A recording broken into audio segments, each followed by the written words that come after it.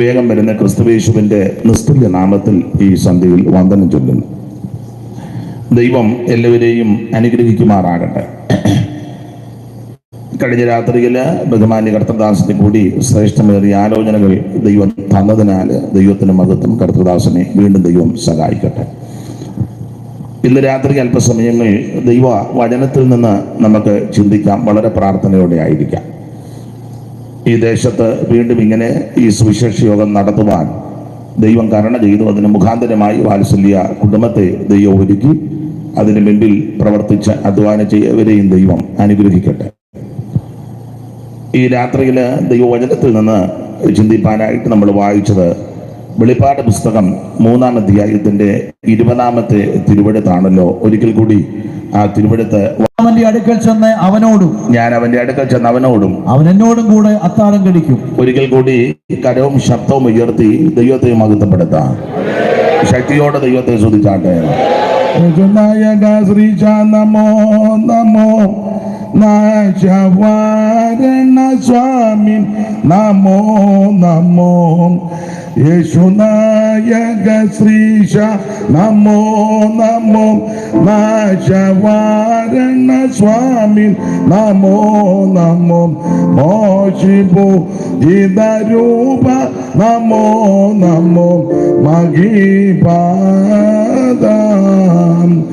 യേശുനായക ശ്രീശ നമോ നമോ നാശവാരണ സ്വാമി നമോ നമോ മോശിപു ഇതരൂപ നമോ നമോ മഹിപാദം. കരമുയർത്തി ദൈവത്തെ മഹത്വപ്പെടുത്താം. അദ്ദേഹത്തിന് വണ്ടിയുടെ പെട്രോൾ തീർന്ന് പോകണമെന്ന് പറഞ്ഞു. മോൻ ഇനി പൊക്കും ഒരു പരിപാടി ശരിയാക്കില്ല. ഇന്ന് രാത്രി ദൈവം എല്ലാവരെയും അനുഗ്രഹിക്കട്ടെ. വായിച്ച തിരുവെടുത്ത് വളരെ പരിചിതമായ തിരുവെടുത്താണ്. കർത്തദാസി സാക്ഷ്യം പ്രസ്താവിച്ചപ്പോൾ അതിനകത്ത് എല്ലാ കാര്യവും അടങ്ങിയിട്ടുണ്ട്. വളരെ നന്നായിരിക്കുന്നു. പാസ്റ്റർ എഴുന്നേറ്റപ്പോൾ ഞാൻ പറഞ്ഞോട്ടെ നല്ല സാക്ഷ്യമാണെന്ന് പറഞ്ഞു. പാസ്റ്റർ എനിക്ക് സമയം തരാൻ വേണ്ടിയാ എഴുന്നേറ്റത്. നിങ്ങളിലും ചിലരെ ഓർത്ത് കാണും തല എന്തിനാ കയറി ഇതെല്ലാം പറയുന്നതെന്ന്. നിങ്ങളെ കൊണ്ട് ആരെയെ കൊണ്ട് ഒക്കാത്ത കാര്യമാണ് കർത്തദാസിയെ കൊണ്ടൊത്തത്. അഭിപ്രായമൊക്കെ പറയാനും വകുപ്പൊക്കെ പറയാനും കാശുള്ള പെണ്ണുങ്ങളെല്ലാം ഇതിനകത്ത് ഇരിപ്പുണ്ട്. ഇറക്കുകയല്ല ഉണ്ടൊക്കെ ഒത്തിരിയുണ്ട്. പിന്നെ ആ ഇരിപ്പ് കാണുമ്പോൾ അറിയാം തങ്ങളുടെ കാശുണ്ടെന്ന്. പക്ഷേ അമ്മാമ്മ വിശ്വാസത്താൽ ഈ കാര്യമെല്ലാം ചെയ്തു. അത് വിലപ്പെട്ട സാക്ഷ്യമാണ്. എന്നെ വിളിച്ചേച്ച് പറഞ്ഞു ഞാനൊരു പാവപ്പെട്ട സഹോദരിയാ പ്രസംഗിക്കാൻ പറയണം, ഒന്നും തരത്തില്ല. ഞാൻ പറഞ്ഞു വരാം, പക്ഷേ ഡേറ്റ് നോക്കട്ടെന്ന് പറഞ്ഞു. ഞാൻ അങ്ങോട്ട് കൊടുത്തും പ്രസംഗിച്ചിട്ടുണ്ട് ഒത്തിരി സ്ഥലങ്ങളിൽ. അതൊന്നും ഇപ്പം പറയുന്നില്ല. ദൈവത്തിന് മഹത്വം. എവിടെയും യേശുവിൻ്റെ നാമം ഉയരട്ടെ. അതുകൊണ്ട് ജാകുന്നതിന് മുന്നേ യോഗം നടത്തണം. പത്രാഴ്ച ഒന്നും തരണ്ട, എന്നെ വിളിച്ചാൽ മതി, ഞാൻ വരാം. ഇങ്ങനെയൊക്കെ പറയുള്ളൂ, അതേ ഉള്ളൂ.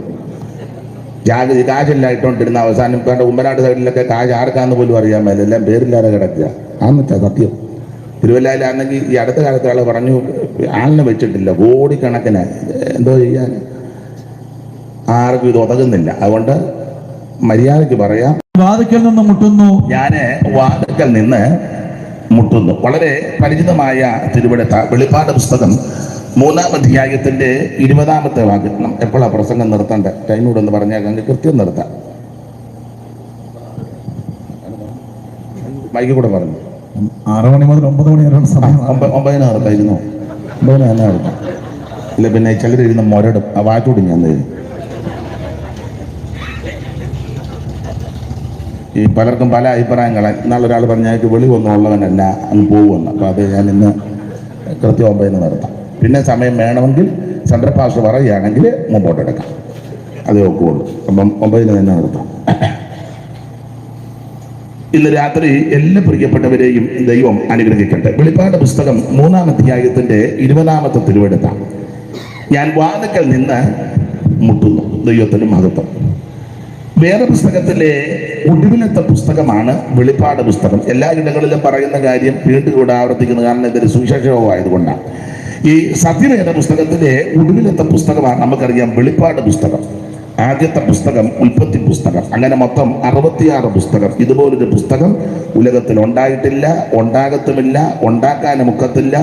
ഇതിന് തുല്യമായിട്ട് മറ്റൊന്നുമില്ല. കാരണം എല്ലാ തിരുവെഴുത്തും ദൈവവിശ്വാസികളാണ്. ഈ പുസ്തകം നമ്മുടെ കയ്യിൽ ലഭിച്ചത് തന്നെ വലിയ മഹാഭാഗ്യമാണ്.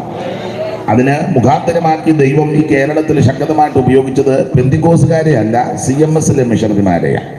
പെന്തിക്കോസുകാർ പിന്നെ ഇതിനകത്തെ കാര്യമെല്ലാം ആവോളം പറയുന്നുണ്ട്. ഈ പുസ്തകം ഈ പരുവത്തിന് കിട്ടാൻ വളരെ അധ്വാനിച്ചത് CSIയിലെ മിഷണറിമാരാ, ബെഞ്ചമിൻ ബെയ്ലി അടക്കമുള്ളതായ ശ്രേഷ്ഠരായ കർത്തൃദാസന്മാർ. ആ പുസ്തകം നമ്മുടെ കയ്യിൽ വളരെ കൃത്യമായിട്ട് കിട്ടി. അപ്പൊ ഇത് എടുത്തത് തന്നെ ഒരു വലിയ മഹാഭാഗ്യമാണ്. ഇത് കൊണ്ട് നടക്കുന്നത് വലിയ ഭാഗ്യമാണ്. തന്നെയല്ല, ഇത് വെളിപ്പാട് പുസ്തകം 1:3 ആ ഭാഗ്യത്തെ പറ്റി പറയുന്നുണ്ട്. വെളിപ്പാട് പുസ്തകം ആണെന്നല്ലോ എടുത്ത്. അപ്പം 3 ഒന്നുകൂടെ വായിച്ചു. അറിവുള്ള വാക്യം എങ്കിലും ഒന്ന് വായിച്ചു. നിങ്ങളെ സഹോദരിമാരോ ആരെങ്കിലും ചടികടാന്ന് വായിക്കാൻ ഈ പാസ്റ്ററെ കൊണ്ട് വായിപ്പിക്കുന്ന എനിക്കൊരു പ്രയാസം പോലെ തോന്നുന്നു. എന്നാലും പാസ്റ്റർക്ക് കുഴപ്പമില്ലേക്ക് വായിച്ചു 1:3. ആ ആ മോനെ ഒരു മൈക്ക് അങ്ങോട്ട് കൊടുക്കുക. അതിനെ ഒക്കത്തില്ല, ആകെ എത്ര ഉള്ളു. ഉള്ളതാണ് രണ്ടെണ്ണം ഇരിക്കുന്നു. പ്രമാണിക്കുന്നവരും ഭാഗ്യവാന്മാർ. അപ്പൊ ഇന്ന് രാത്രി എല്ലാവർക്കും ഭാഗ്യം വരും. വായിച്ച് കേൾപ്പിക്കുന്നയാള് ഭാഗ്യവാനാണ്. ഇന്ന് ഇവർക്ക് രണ്ടുപേർക്ക് ആ ഭാഗ്യം, പാസ്റ്റർക്കും അമ്മാമ്മയ്ക്കും. സ്തോത്രം. മാത്രമല്ല, അപ്പൊ നിങ്ങൾ ഓർക്കും ഞാൻ ഭാഗ്യദോഷികളായിപ്പോ അല്ല, കേൾക്കുന്ന നിങ്ങൾക്കും ഭാഗ്യമാണ്. സ്തോത്രം, സ്തോത്രം. അപ്പൊ ചിലര് ചിന്തിക്കുന്നത് എങ്ങനെയാ ഇവർക്ക് രണ്ടുപേർക്കും അല്ല, ഇത് പ്രമാണിക്കുന്നവർക്കാണ് ഏറ്റവും വലിയ ഭാഗ്യം. അതുകൊണ്ട് ഈ തിരുവെഴുത്ത്, ദൈവത്തിന്റെ വചനം, എല്ലാ തിരുവെഴുത്തും ദൈവവിശ്വാസിയാണ്. ഇത് നമ്മുടെ കരത്തിൽ ലഭിച്ചതിനാല് ഞാൻ ദൈവത്തെ മഹത്വപ്പെടുത്തുകയാണ്. 66 പുസ്തകം. ഉൽപ്പത്തി തൊട്ട് മലാഖി വരെയുള്ള 39 പുസ്തകങ്ങൾ പഴയ നിയമത്തില്. പുതിയ നിയമത്തിൽ 27 പുസ്തകങ്ങളാണ്. ഇത് 27 പുസ്തകം ഞാൻ സാധാരണ പറയും, നിങ്ങൾക്കൊക്കെ അറിവുള്ള കാര്യമാണ്. 8 പേരാണ് എഴുതിയത്. 4 പേര് അപ്പോസ്തലന്മാരും 4 പേര് അപ്പോസ്തലന്മാരല്ല. അപ്പോസ്തലന്മാര് 4 പേര് പത്രോസും മത്തായിയും അതുപോലെ തന്നെ യോഹന്നാനും പൗലോസും. അപ്പോസ്തലന്മാരല്ലാത്ത 4 പേര് യാക്കോബും യൂദയും മർക്കോസും ലൂക്കോസും. അതിൽ യോഹന്നാന്റെ 5 പുസ്തകം ഈ തിരുവെഴുത്തിൽ നമുക്ക് ലഭിച്ചിട്ടുണ്ട്. ഒരു സുവിശേഷ പുസ്തകം, 3 ലേഖനങ്ങൾ, ഒടുവിൽ വെളിപ്പാട് പുസ്തകം. അപ്പോൾ ഇതുപോലെ ഒരു പുസ്തകം വേറെ ഇല്ല. ഉൽപ്പത്തി പുസ്തകം ആദ്യ പുസ്തകം, ഒടുവിലത്തെ പുസ്തകം വെളിപ്പാട് പുസ്തകം. രണ്ടും താരതമ്യ പഠനം നടത്തിയാൽ ഉൽപ്പത്തിയിൽ പലതിൻ്റെ ആരംഭമാണ്, വെളിപ്പാടിൽ പലതിൻ്റെ അവസാനമാണ്. അങ്ങനെ വളരെ താരതമ്യ പഠനം നടത്തിയാൽ ചേർച്ചയുള്ള പുസ്തകമാണ്. ഈ പുസ്തകത്തിൻ്റെ ഒത്തിരി വിശേഷതയിൽ ഒരു വിശേഷത പറയാം. കർത്താവിന് മഹത്വം. ഇത് എഴുതി 1600 കൊല്ലം കൊണ്ടാണ് എഴുതിയത്. പക്ഷേ തിരുത്തേണ്ട ഗതികേടൊന്നും വന്നിട്ടില്ല. അന്ന് എഴുതിയത് നമുക്ക് വെട്ടണം, വേറെ ഇച്ചിരി ചേർക്കണം, അങ്ങനത്തെ ഗതികേട് ഈ പുസ്തകത്തിന് വന്നിട്ടില്ല. കാരണം ഉൽപ്പത്തി പറഞ്ഞിരിക്കുന്ന ദൈവത്തെ പറ്റി തന്നെയാണ് വെളിപ്പാട് പുസ്തകത്തിലും പറഞ്ഞിരിക്കുന്നത്. അതിനിടയ്ക്ക് വേറെ ഒരുത്തരും വന്ന് കയറിയില്ല. ദൈവത്തിന് സ്തോത്രം. കാരണം ഇപ്പം സ്ത്രീകളും പുരുഷന്മാരും ഒക്കെ ദൈവം കളിക്കുക. എന്നാൽ തങ്കനെയും കൂടെ കയറ്റി ദൈവമാക്കാം. കോട്ടയത്തുണ്ടായിരുന്ന ദൈവം തങ്ക. അപ്പൊ ഈ പുസ്തകത്തിനകത്ത് അങ്ങനെ തങ്കയും കയറണ്ട, ജാതമ്മയും കയറണ്ട, ബാബുവും കയറണ്ട, ഓരോരുത്തർ ഇതിനകത്ത് കയറണ്ട. ഉൽപ്പത്തി പുസ്തകത്തിൽ പറഞ്ഞിരിക്കുന്ന ദൈവം തന്നെയാ വെളിപ്പാട് പുസ്തകത്തിൽ. കാരണം ഉൽപ്പത്തി ആദ്യം വായിക്കുന്നത് ആദിയിൽ ദൈവം, അങ്ങനെ ആയിരിക്കുന്നത്. ആദിയിൽ ദൈവം, ആ ദൈവത്തെ പറ്റി തന്നെ 1600 കൊല്ലം കഴിഞ്ഞപ്പോഴും വെളിപ്പാട് പുസ്തകത്തിൽ പറയുന്നത് ഏകദൈവം യേശുക്രിസ്തു. തീത്തോസിന്റെ ലേഖനം പഠിക്കുമ്പോൾ മഹാദൈവവും നമ്മുടെ രക്ഷിതാവുമായ യേശുക്രിസ്തു. അപ്പോൾ ഈ പുസ്തകത്തിന് ഗതികേടൊന്നും വന്നിട്ടില്ല. കാരണം ഉൽപ്പത്തി പുസ്തകം 1-ാം അധ്യായത്തിൽ വായിക്കുന്നത് ആദിയിൽ ദൈവം ആകാശവും ഭൂമിയും സൃഷ്ടിച്ചെന്നാണ്. വെളിപ്പാട് പുസ്തകം 4-ാം അധ്യായത്തിന്റെ 11 പഠിക്കുമ്പോൾ അവിടെയും വായിക്കുന്നത് അവൻ സകലത്തെയും സൃഷ്ടിച്ചവൻ സർവശക്തനായ ദൈവമാണ്. അപ്പോൾ അതാണ് ഈ പുസ്തകത്തിന്റെ വിശേഷത. ഞാനധികം വിവരിക്കുന്നില്ല. വെളിപ്പാട് പുസ്തകം യോഹന്നാൻ ലഭിച്ച വെളിപ്പാടുകൾ, യേശുക്രിസ്തുവിന്റെ വെളിപ്പാട്. ഈ വെളിപ്പാട് പുസ്തകത്തെ പറ്റി പല കാര്യങ്ങൾ പഠിക്കേണ്ടതും പഠിപ്പിക്കുന്നവരുമുണ്ട്. അത് നന്നായി പ്രസംഗിക്കുന്ന പഠിപ്പിക്കുന്ന ആൾക്കാർ നമ്മുടെ ആത്മീയ ലോകത്തുണ്ട്. ഇപ്പോൾ ഇവിടെ ഇരിക്കുന്നവരും ഇത് നന്നായിട്ട് അപഗ്രഥിച്ച് പഠിച്ചവർ ഇതിനകത്ത് കാണും. അപ്പോൾ അതുകൊണ്ട് ഞാൻ അങ്ങനെയുള്ള ഭാഗത്തൊന്നും കൈവെക്കുന്നില്ല. കാരണം എന്തിനാ അറിയാത്ത കാര്യത്തിൽ കയറി കൈവെക്കുന്നത്? അറിയാവുന്ന കാര്യം ലളിതമായിട്ട് ലഭിച്ച കൃപയ്ക്കനുസരിച്ച് ഇന്ന് രാത്രി നമുക്കൊന്നിച്ച് ചിന്തിച്ച് പിരിയാം. ദൈവത്തിന് മഹത്വം. വെളിപ്പാട് പുസ്തകം 22 അധ്യായമാണ്. ഇത് ആരുടെ വെളിപ്പാട് എന്ന് ചോദിച്ചാൽ അവിടെ എഴുതിയിരിക്കുന്നത് യേശുക്രിസ്തുവിന്റെ വെളിപ്പാടെന്ന. ഒന്നാം വാക്യം വായിച്ചു, 1:1. മൈകില്ലേ അമ്മ? യേശുക്രിസ്തുവിന്റെ വെളിപ്പാട്.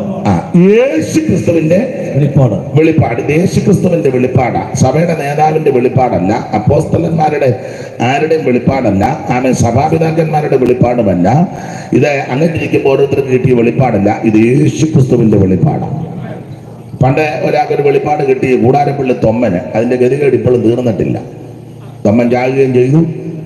പരമാർത്ഥിയായൊരു മനുഷ്യനുണ്ടായിരുന്നു, അദ്ദേഹത്തെ ഇട്ട് ഉരുക്കി, അദ്ദേഹം കുഴഞ്ഞു. ഇപ്പം പിന്നെ അധികം ആളൊന്നുമില്ല, വെളിപ്പാടുകാരെല്ലാം പോയി. ഈ ഏരിയയിലുണ്ട് ഇച്ചിരി, അത് ഞാൻ പറയുന്നില്ല. അപ്പോൾ ഏരിയയിൽ കുറച്ച് പേരുണ്ട്, അത് പോട്ടെ. കൂടാരത്തൊമ്മന് കിട്ടിയ വെളിപ്പാട് അത് മലപ്പള്ളി സൈഡിലുണ്ട്, ഇപ്പം അതെല്ലാം പരുവക്കേടായി. തൊമ്മന് കിട്ടിയ വെളിപ്പാടാ. യേശു വരുന്നെന്ന് ഡേറ്റും എല്ലാം പറഞ്ഞു. പാവത്തുങ്ങളെല്ലാം കൂടെ കാത്തിരുന്ന് സമയമായപ്പം വന്നില്ല. അതിൽ പ്രധാന ആൾ കിടന്ന് ഒഴഞ്ഞു, മിന്നുമൊക്കെ പറിച്ചുകൊണ്ട് വെച്ചെന്ന. അതെല്ലാം പിന്നെ പരുവക്കേടായി. പിന്നെ പുള്ളി അകത്തോട്ട് കയറി ദുഃഖത്തോടെ ഒരു പാട്ടുമൊക്കെ. അങ്ങനെ ഒരു പരമാർത്ഥിയായിരുന്നു. ഈ തൊമ്മൻ ഇട്ട് കുഴച്ചതാണ്. ആവശ്യമില്ലാത്ത വെളിപ്പാടെല്ലാം കൂടെ തൊമ്മൻ കയറി പറഞ്ഞ് പാവത്താനത് കേട്ട് സ്തോത്രം അങ്ങനെ ഇട്ട് കുരുക്കി. പിന്നെ പുള്ളി ഇച്ചിരി ബുദ്ധിമാനായതുകൊണ്ട് അകത്തോട്ട് കയറിച്ച് പുറത്തോട്ടിറങ്ങി വന്നെന്നാണ് പറഞ്ഞത്. നിങ്ങൾ കർത്താവ് മനുഷ്യപുത്രൻ്റെ ഒരു ദിവസത്തിനായി കാത്തിരിക്കും, കാണുകയില്ലതാനും. അങ്ങനെ പറഞ്ഞൊരു പരുവത്തിനാക്കി. പിന്നെ ഒരു പുസ്തകമൊക്കെ എഴുതി, ഒരു പാട്ടുമൊക്കെ എഴുതിയെന്നാണ്. അത് പിന്നെ പോട്ടെ. അപ്പൊ ഇത് അവരുടെ ആരുടെയും വെളിപ്പാടല്ല, ഇത് യേശുക്രിസ്തുവിന്റെ വെളിപ്പാടാണ്. വെളിപ്പാട് പുസ്തകം മാത്രമല്ല, ഈ വെളിപ്പാട് പുസ്തകം പ്രസംഗിക്കുന്ന പഠിപ്പിക്കുന്ന ആൾക്കാർ, ചില ആൾക്കാർ പറയുന്നത് പ്രധാനപ്പെട്ട വിഷയം സഭ എടുക്കുന്നതാണ്, അത് വിഷയമാണ്. പക്ഷെ അതല്ല പ്രധാന വിഷയം. വേറെ ചില ആൾക്കാർ പഠിപ്പിക്കുന്നത് വെളിപ്പാട് പുസ്തകത്തിലെ പ്രധാനപ്പെട്ട വിഷയം ഈ സമുദ്രത്തിൽ നിന്ന് കയറി വരുന്ന മൃഗമാണെന്നാണ്. 13-ാം അധ്യായം കൂടെ ചേർത്ത് പഠിപ്പിക്കുന്നത് സമുദ്രത്തിൽ നിന്ന് കയറി വരുന്ന മൃഗം, അതാണ് പ്രധാന വിഷയമെന്നാണ് ചിലർ പറയുന്നത്. അത് വിഷയമാണ്, പക്ഷെ അതല്ല പ്രധാന വിഷയം. വേറെ ചില ആൾക്കാർ പഠിപ്പിക്കുന്നത് വെളിപ്പാട് പുസ്തകത്തിലെ പ്രധാനപ്പെട്ട വിഷയം സിയോൻ മലയിൽ കുഞ്ഞാടിനോടുകൂടെ 144,000 പേര്. അത് ചില ആൾക്കാർ ആ വിധത്തിലാണ് പറഞ്ഞത്, ഇതാണ് പ്രധാന വിഷയം, അത് ഞങ്ങൾ തന്നെയാണെന്നൊക്കെ വാദിക്കുന്ന ആൾക്കാരുണ്ട്. ദൈവത്തിന്റെ മകൻ നമ്മളിപ്പോൾ തർക്കിക്കാനൊന്നും പോകണ്ട, അതല്ല ഇതിലെ പ്രധാനപ്പെട്ട വിഷയം. 144 അല്ല വെളിപ്പാട് പുസ്തകത്തിലെ പ്രധാന വിഷയം. വേറെ ചില ആൾക്കാരെ പഠിപ്പിക്കുന്നത് വെളിപ്പാട് പുസ്തകത്തിലെ പ്രധാന വിഷയം 2 സാക്ഷികൾ. 11-ാം അധ്യായത്തിൽ 2 സാക്ഷികൾ, മോശയും ഏലിയാവും, അല്ലെങ്കിൽ ഹാനോക്കും ഏലിയാവും എന്നൊക്കെ വാദവും തർക്കമൊക്കെ നടക്കുക. അപ്പോൾ തർക്കിക്കാനും സ്ഥാപിക്കാനും ഒക്കെ തുനിയുന്ന ധാരാളം ആൾക്കാരുണ്ട്. അപ്പൊ അവർ പറയുന്നത് വെളിപ്പാട് പുസ്തകത്തിലെ പ്രധാനപ്പെട്ട വിഷയം 2 സാക്ഷികളാണെന്ന. അത് വിഷയമാണ്, പക്ഷെ അതല്ല വെളിപ്പാടിലെ പ്രധാനപ്പെട്ട വിഷയം. വേറെ ചില ആൾക്കാരെ പഠിപ്പിക്കുന്നത് വെളിപ്പാട് പുസ്തകത്തിലെ പ്രധാനപ്പെട്ട വിഷയം 1000 ആണ്ട് വാഴ്ച, ദോഷവും ശാപവും അക്രമവും അനീതിയും തമ്മിത്തല്ലും കൊലപാതകവും ദുഷ്ടതയും ചതിവുമില്ലാത്ത നല്ല ഒരു ഭരണം നടക്കുന്ന 1000 കൊല്ലം. അതാണ് ഇതിലെ പ്രധാനപ്പെട്ട വിഷയമെന്ന് ചിലര് പഠിപ്പിക്കുന്നു. അത് വിഷയമാണ്, പക്ഷെ അതല്ല വെളിപ്പാട് പുസ്തകത്തിലെ പ്രധാന വിഷയം. വേറെ ചില ആൾക്കാർ പറയുന്നത് വെളിപ്പാട് പുസ്തകത്തിലെ പ്രധാനപ്പെട്ട വിഷയം കുഞ്ഞാടിന്റെ കല്യാണം. അത് ചിലർക്ക് പ്രധാന വിഷയമാണ്. കാരണം സഭായുഗത്തിന് മന്ദിരത്തിൽ കല്യാണത്തിന് പോകുന്ന ആൾക്കാരുണ്ട്. സഭായുഗം ഒന്നെന്നുള്ളത് 1:10 പ്രശ്നം ഉണ്ടാക്കുന്ന ആൾക്കാരുണ്ട്. പക്ഷെ കല്യാണത്തിന് 1 1:30, അത് കഴിഞ്ഞ് പിന്നെ നല്ല പെരുക്ക് 3 മണി കഴിഞ്ഞാൽ എഴുന്നേക്കുകയല്ല, നിന്നിരുന്ന് പെരുക്കും. അതാ അവർക്ക് പ്രധാന വിഷയം. ശുശ്രൂഷ ഇപ്പം അല്പം മുൻപോട്ട് പോയാൽ ഭയങ്കര പ്രശ്നം ഉണ്ടാക്കും. വീട്ടുകാരും നടത്തിപ്പുകാരും എന്ന് പറയും പെട്ടെന്ന് കെട്ടിച്ചോണം, ഒത്തിരി ഒന്നും പ്രസംഗിക്കുമെന്നും. എന്നാൽ നമ്മൾ പറയാം, എന്നാൽ ഇനി ഒത്തിരി ഒന്നും കഴിക്കരുത് കുഞ്ഞന്നാമേ, കുഴഞ്ഞു നിന്നുകൊണ്ട് കഴിച്ചു ഓടിക്കണം. അങ്ങനെ ആരും പറയത്തില്ല, അത് പറഞ്ഞ ഏൽക്കുകയില്ല. എല്ലാത്തിനും ഷുഗറും തീനോ ആണെങ്കിലും നല്ല പെരുക്ക് ഫ്രീ ആയിട്ട് കിട്ടുന്നതല്ല. സിബിടാന്നല്ല, സിബല്ല ഇങ്ങനെ തുറന്നിരിക്കുക. അപ്പൊ ചിലർക്ക് കല്യാണമാണ് പ്രധാന വിഷയം. അപ്പൊ ചില പറയുന്നത് വെളിപ്പാട് പുസ്തകത്തിലെ പ്രധാനപ്പെട്ട വിഷയം കുഞ്ഞാടിന്റെ കല്യാണമാണെന്ന്. അത് വിഷയമാണ്, അതൊന്നുമല്ല വെളിപ്പാടിലെ പ്രധാനപ്പെട്ട വിഷയം. വേറെ ചില ആൾക്കാർ പഠിപ്പിക്കുന്നത് പ്രധാനപ്പെട്ട വിഷയം പുതിയ യെരൂശലേം ഭർത്താവിനായിട്ട് അലങ്കരിച്ച മണവാട്ടിയെ പോലെ സ്വർഗത്തിൽ നിറങ്ങി വരുന്നു. അതാണ് വെളിപ്പാടിലെ പ്രധാന വിഷയമാണ്. അതും വിഷയമാണ്, പക്ഷെ അതൊന്നും അല്ല പ്രധാന വിഷയം. ഞാൻ എല്ലാം വിവരിക്കുന്നില്ല, നിങ്ങൾ വചനത്തിൽ തൃട്ടമുള്ളവരാ. ഒരു കാര്യം പറയാം, നിങ്ങൾ യോജിക്കുമോ ഇല്ലയോ? ഒരു കാര്യം പറയാം, വെളിപ്പാട് പുസ്തകത്തിലെ പ്രധാനപ്പെട്ട വിഷയം യേശുക്രിസ്തുവാണ്. യേശുക്രിസ്തുവിന്റെ വെളിപ്പാട്. അതാണ് ഇതിലെ പ്രധാന വിഷയം. സ്തോത്രം. ക്രിസ്തു യേശുവിന്റെ വെളിപ്പാട്. ആ വെളിപ്പാടാണ് യോഹന്നാൻ ഉണ്ടായത്. യേശുക്രിസ്തു ആരാ? അവിടെ 6 കാര്യം 5-6 വാക്യം ഒന്ന് വായിച്ച 1-ാം അധ്യായത്തിന്റെ 5-6. യേശുക്രിസ്തു ആരാ? വിശ്വസ്തനും വിശ്വസ്ത സാക്ഷിയും. ഒന്ന്, യേശുക്രിസ്തു വിശ്വസ്ത സാക്ഷിയാണ്. ദൈവത്തിന്റെ മഹത്വം.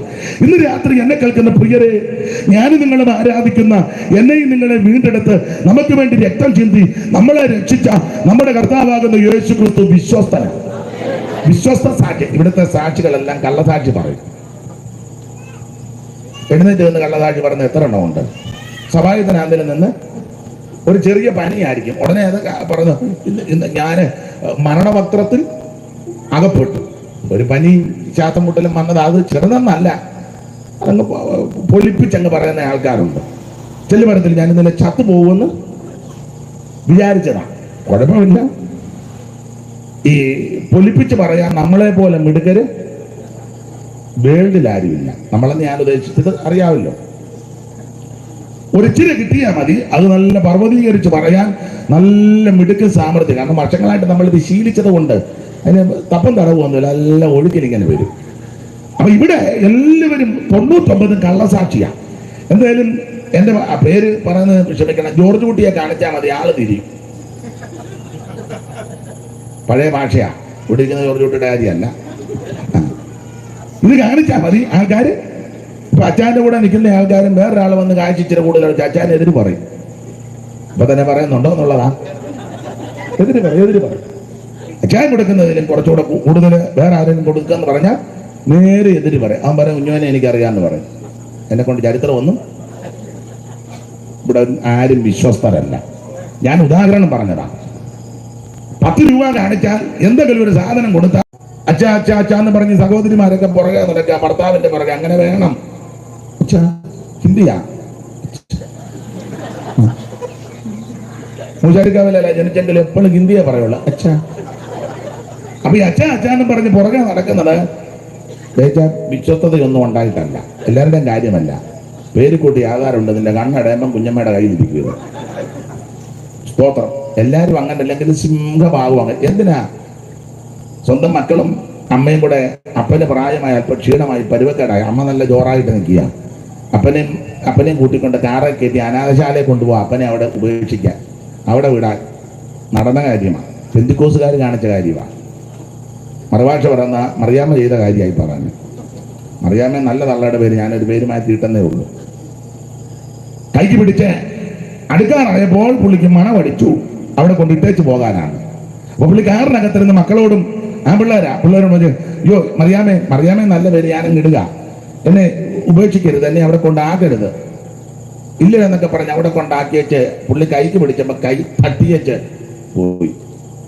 എല്ലാവരും അങ്ങനെ ആണെന്നല്ല, എന്നാൽ ഭർത്താവിനെ മരണം വരെയും വിശ്വസ്തയോടെ നല്ല മനസ്സോടെ സന്തോഷത്തോടെ ദൈവകൃപയോടെ ശുശ്രൂഷിച്ച മാന്യ സഹോദരിമാരും ഉണ്ട്. ഇല്ലെന്നല്ലി പറഞ്ഞത്. പക്ഷെ സിംഹഭാഗവും അവിശ്വസ്തര. ഭർത്താക്കന്മാരും എല്ലാവരും വിശ്വസ്തരല്ല. മോളി എന്ന് പറഞ്ഞ് നടക്കുന്ന എല്ലാവരും വിശ്വസ്തരല്ല. ഇവിടുത്തെ മോളിയുടെ കാര്യമൊന്നും അല്ലി പറഞ്ഞത്. മനസ്സിലായോ? സൂസൻ പാമ്പ് ചുറ്റുമ്പോൾ സൂസൻ എന്ന് തെളിച്ച് പറയുന്നത് ഇത് വിശ്വസ്തത ഉണ്ടായിട്ടൊന്നുമല്ല. എന്റെ കണ്ണടഞ്ഞാൽ മതി, അവൻ അന്നേരം പോയി കല്യാണം കഴിക്കുന്നതിന് എതിരൊന്നുമല്ല ഞാൻ. അത് രീതിയാണ്. എല്ലാവരും ഒന്നും വിശ്വസ്തരല്ല. നീ സുഖമില്ലാതെ കിടന്ന നീ അട്ടിലെ കിടക്കും, അവൻ തട്ടദോഷം കഴിക്കും, പിന്നെ 2 എണ്ണം കൊണ്ടുവരികയാണ്, നീ ഭാഗ്യവതി, നിനക്ക് അത്രേ. എല്ലാവരും അങ്ങനെ ആണെന്നല്ല ഈ പറഞ്ഞത്. ഇവിടെ എല്ലാവരും വിശ്വസ്തരല്ല. മക്കളെല്ലാവരും ഒന്നും വിശ്വസ്തരല്ല. എത്രയോ മാതാപിതാക്കളെ വേലക്കാരാ നോക്കുന്നത്. എത്ര എണ്ണത്തിന്? ഇഷ്ടം പോലെ, കാശൊക്കെ ഇഷ്ടം പോലെ ഉണ്ട്. പക്ഷെ കൊച്ചുങ്ങളൊന്നും അടുത്തുമില്ല. വെള്ളം പോലും തന്തയുടെയും തള്ളയുടെയും കണ്ണടയുമ്പം ഇച്ചിരി വെള്ളം പോലും കൊടുക്കാൻ, അടുത്ത് നിൽക്കാൻ, ഒന്ന് കണ്ടേച്ച് കണ്ണടയ്ക്കാൻ ഒന്നും ഒക്കുന്നില്ല. കാശിനോട് ആർത്തി കാരണം അങ്ങ് പോവില്ലയോ?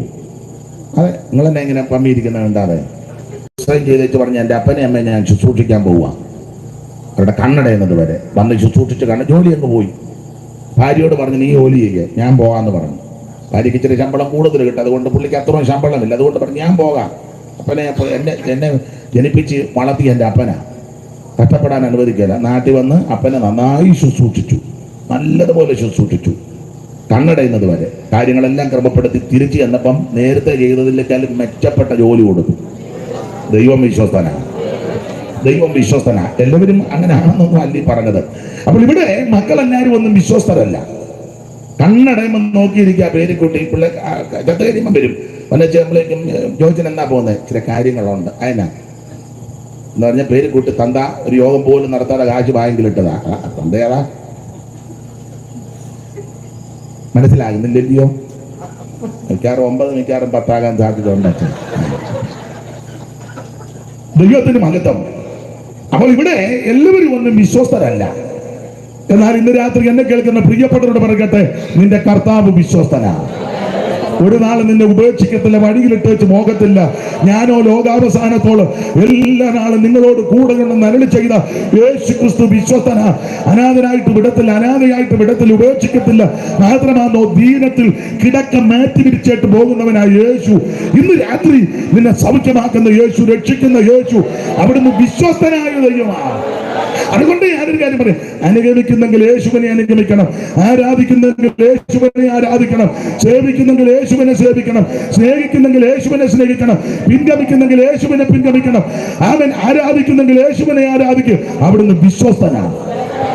അവിടെ 6 കാര്യം എല്ലാം വിവരിക്കുന്നില്ല. ഓടിച്ചു വായിച്ചോ കർത്തദാസനെ.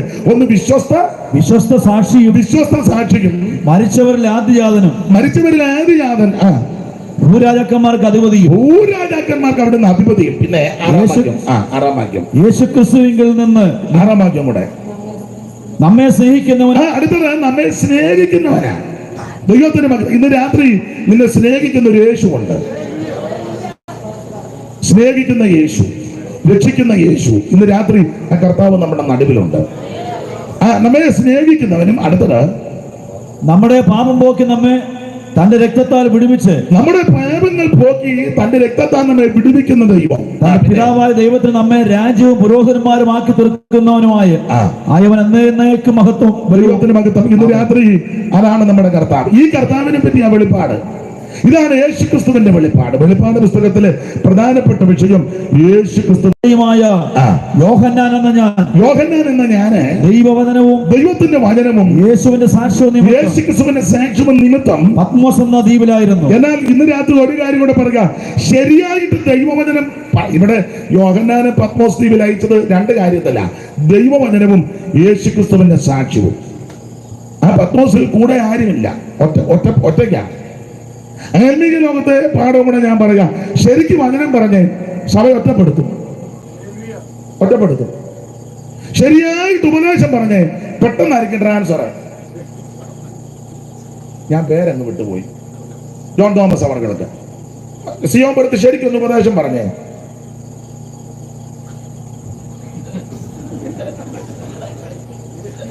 സിയോമ്പുരം മാത്രമല്ല, ഹെബ്രോൻപുരത്തും എല്ലാ പുരത്തും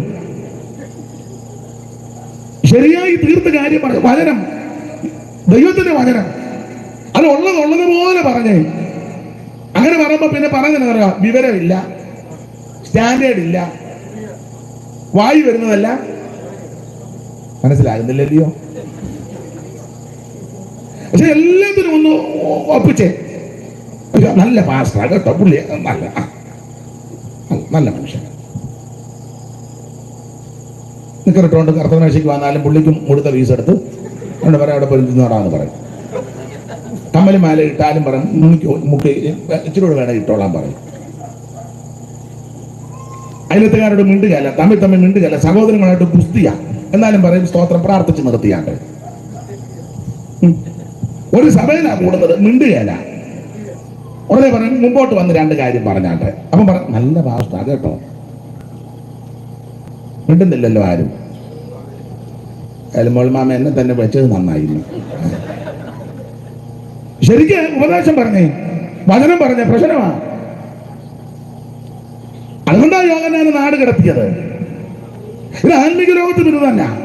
സഭയിലാണെങ്കിലും കൂട്ടായ്മയിലാണെങ്കിലും തീർത്ത് വചനം പറഞ്ഞാൽ, ഉപദേശം പറഞ്ഞാൽ എല്ലാവരും നിനക്ക് എതിരാകും. പക്ഷേ ഒരു കാര്യം പറയാം, എല്ലാവരും എതിരായി കൈവിടുമ്പോൾ നിന്റെ അടുക്കൽ കർത്താവ് ഇറങ്ങി വരും. സ്തോത്രം. 2 കാര്യത്തിലാണ് നാട് കടത്തിയത്. ഒന്ന് ദൈവത്തിന്റെ വചനം, ഇത് തേനിലും തേൻകട്ടക്കിലും മധുരമുള്ള വചനമാ. ഇത് അല്പബുദ്ധിയെ ജ്ഞാനിയാക്കുന്ന വചനമാ. ഇത് ഉലകിലിരിക്കി ശുദ്ധി ചെയ്ത വചനമാ. ഇത് പൊന്നിലും തങ്കത്തിലും ആഗ്രഹിക്കത്തക്ക വചനമാ. ഇത് ഇളമ്പുല്ലി പെയ്യുന്ന മഞ്ഞ് പോലെയും മേരി പോലെയും ആ ദൈവത്തിന്റെ വചനം. യിരെമ്യാവിൽ നമുക്കറിയാം, ഓവട്ട വചനം തീ പോലെയും വേറെ തകർക്കുന്ന ചുറ്റികയാ. യെശയ്യാ പ്രവചനം പറഞ്ഞിരിക്കുന്നത്, എന്റെ വായിൽ നിന്ന് പുറപ്പെടുന്ന എന്റെ വചനം വെറുതെ എന്റെ അടുക്ക വരത്തില്ല, അയച്ച കാര്യം സാധിപ്പിക്കും, ഇഷ്ടമുള്ളതെല്ലാം നിവർത്തിക്കും. നമ്മുടെ കർത്താവ് ഒരിക്കൽ തിരുവായി ഒഴിഞ്ഞത്, ഇപ്പോൾ സംസാരിച്ച വചന നിമിത്തം നിങ്ങൾ ശുദ്ധിയുള്ളവരാ. ഈ വചനം കാലിന് ദീപമാണ്, പാറയ്ക്ക് പ്രകാശമാണ്. ഇരുവായ്ത്തലകളുള്ള ഏത് വാളിനേക്കാൾ മൂർച്ചയേറിയതാ ദൈവത്തിന്റെ വചനം. ഈ വചനം കറവി എന്ന് പറയണം. അതിനാരെ നോക്കരുത്. ഞാൻ ദൈവസന്നിധി പ്രാർത്ഥിച്ച് എന്നെ വിളിച്ചാലും കൊള്ളാം, വിളിച്ചില്ലെങ്കിലും കൊള്ളാം, എനിക്ക് ലഭിച്ച കൃപയ്ക്ക് അനുസരിച്ച് തീർത്ത കാര്യം പറയും. എനിക്കെല്ലാം ഒന്നും അറിയത്തില്ല, പക്ഷെ അറിയാവുന്ന കാര്യം ഏത് പൊന്നുമോനിരുന്നാലും പറയും. എനിക്കെല്ലാം അറിയത്തില്ല. ഇന്ന് എന്നോട് ഒരാൾ ചോദിച്ചു, വേദപുസ്തകം എല്ലാം അറിയാം അല്ലയോ? ഞാൻ പറഞ്ഞു, എനിക്കൊന്നും അറിയത്തില്ല. ഇനി കാണാതെ ഞാൻ പറഞ്ഞു, ആകെ 5-6 വാക്യം അതായത് തിരിച്ചും മറിച്ചും കാണാതെ പറയണം, അത്രേ ഉള്ളൂ. എനിക്കിതൊന്നും അറിയത്തില്ല. പിന്നെ എടുക്കുന്ന വിഷയത്തോട് ബന്ധപ്പെട്ട് ചില വാക്യങ്ങൾ മനപ്പാടമല്ലാന്നല്ലോ. എനിക്ക് വേറെ പുസ്തകം അറിയത്തില്ല. ഉടനെ ആ സഹോദരി പറഞ്ഞു, കള്ളം പറയുക. ഞാൻ പറഞ്ഞ കഴിവിന്റെ പരമാവധി കള്ളം പറയാറില്ല. വേദപുസ്തകം അറിയത്തില്ല. ചില വാക്യങ്ങൾ പ്രസംഗിച്ചു വരുന്ന കൂട്ടത്തിൽ മനപ്പാടം ഉണ്ടെന്നേ ഉള്ളൂ. അതും ദൈവം ഓർമ്മ തന്നതുകൊണ്ടാണ്. സ്തോത്രം. വേദപുസ്തകം അറിയത്തില്ല, പക്ഷേ അറിയാവുന്ന കാര്യം തീർത്ത് പറയും. അതിനാരുടെ മുഖം നോക്കുകയല്ല. ദൈവത്തിന്റെ മകത്ത് ഞാൻ എന്നും പ്രാർത്ഥിക്കും, പറയും, കർത്താവ് അറിയിക്കുന്ന കാര്യം തീർത്ത് പറയും. അതിന് ഒരു തർക്കവുമില്ല. ദൈവത്തിന്റെ മകത്ത് വിളിച്ചാലും കൊള്ളാം, വിളിച്ചില്ലെങ്കിലും കൊള്ളാം, കൈ തന്നാലും കൊള്ളാം, കൈ തന്നില്ലെങ്കിലും കൊള്ളാം. അഭിപ്രായമൊന്നും എനിക്ക് വിഷയമല്ല.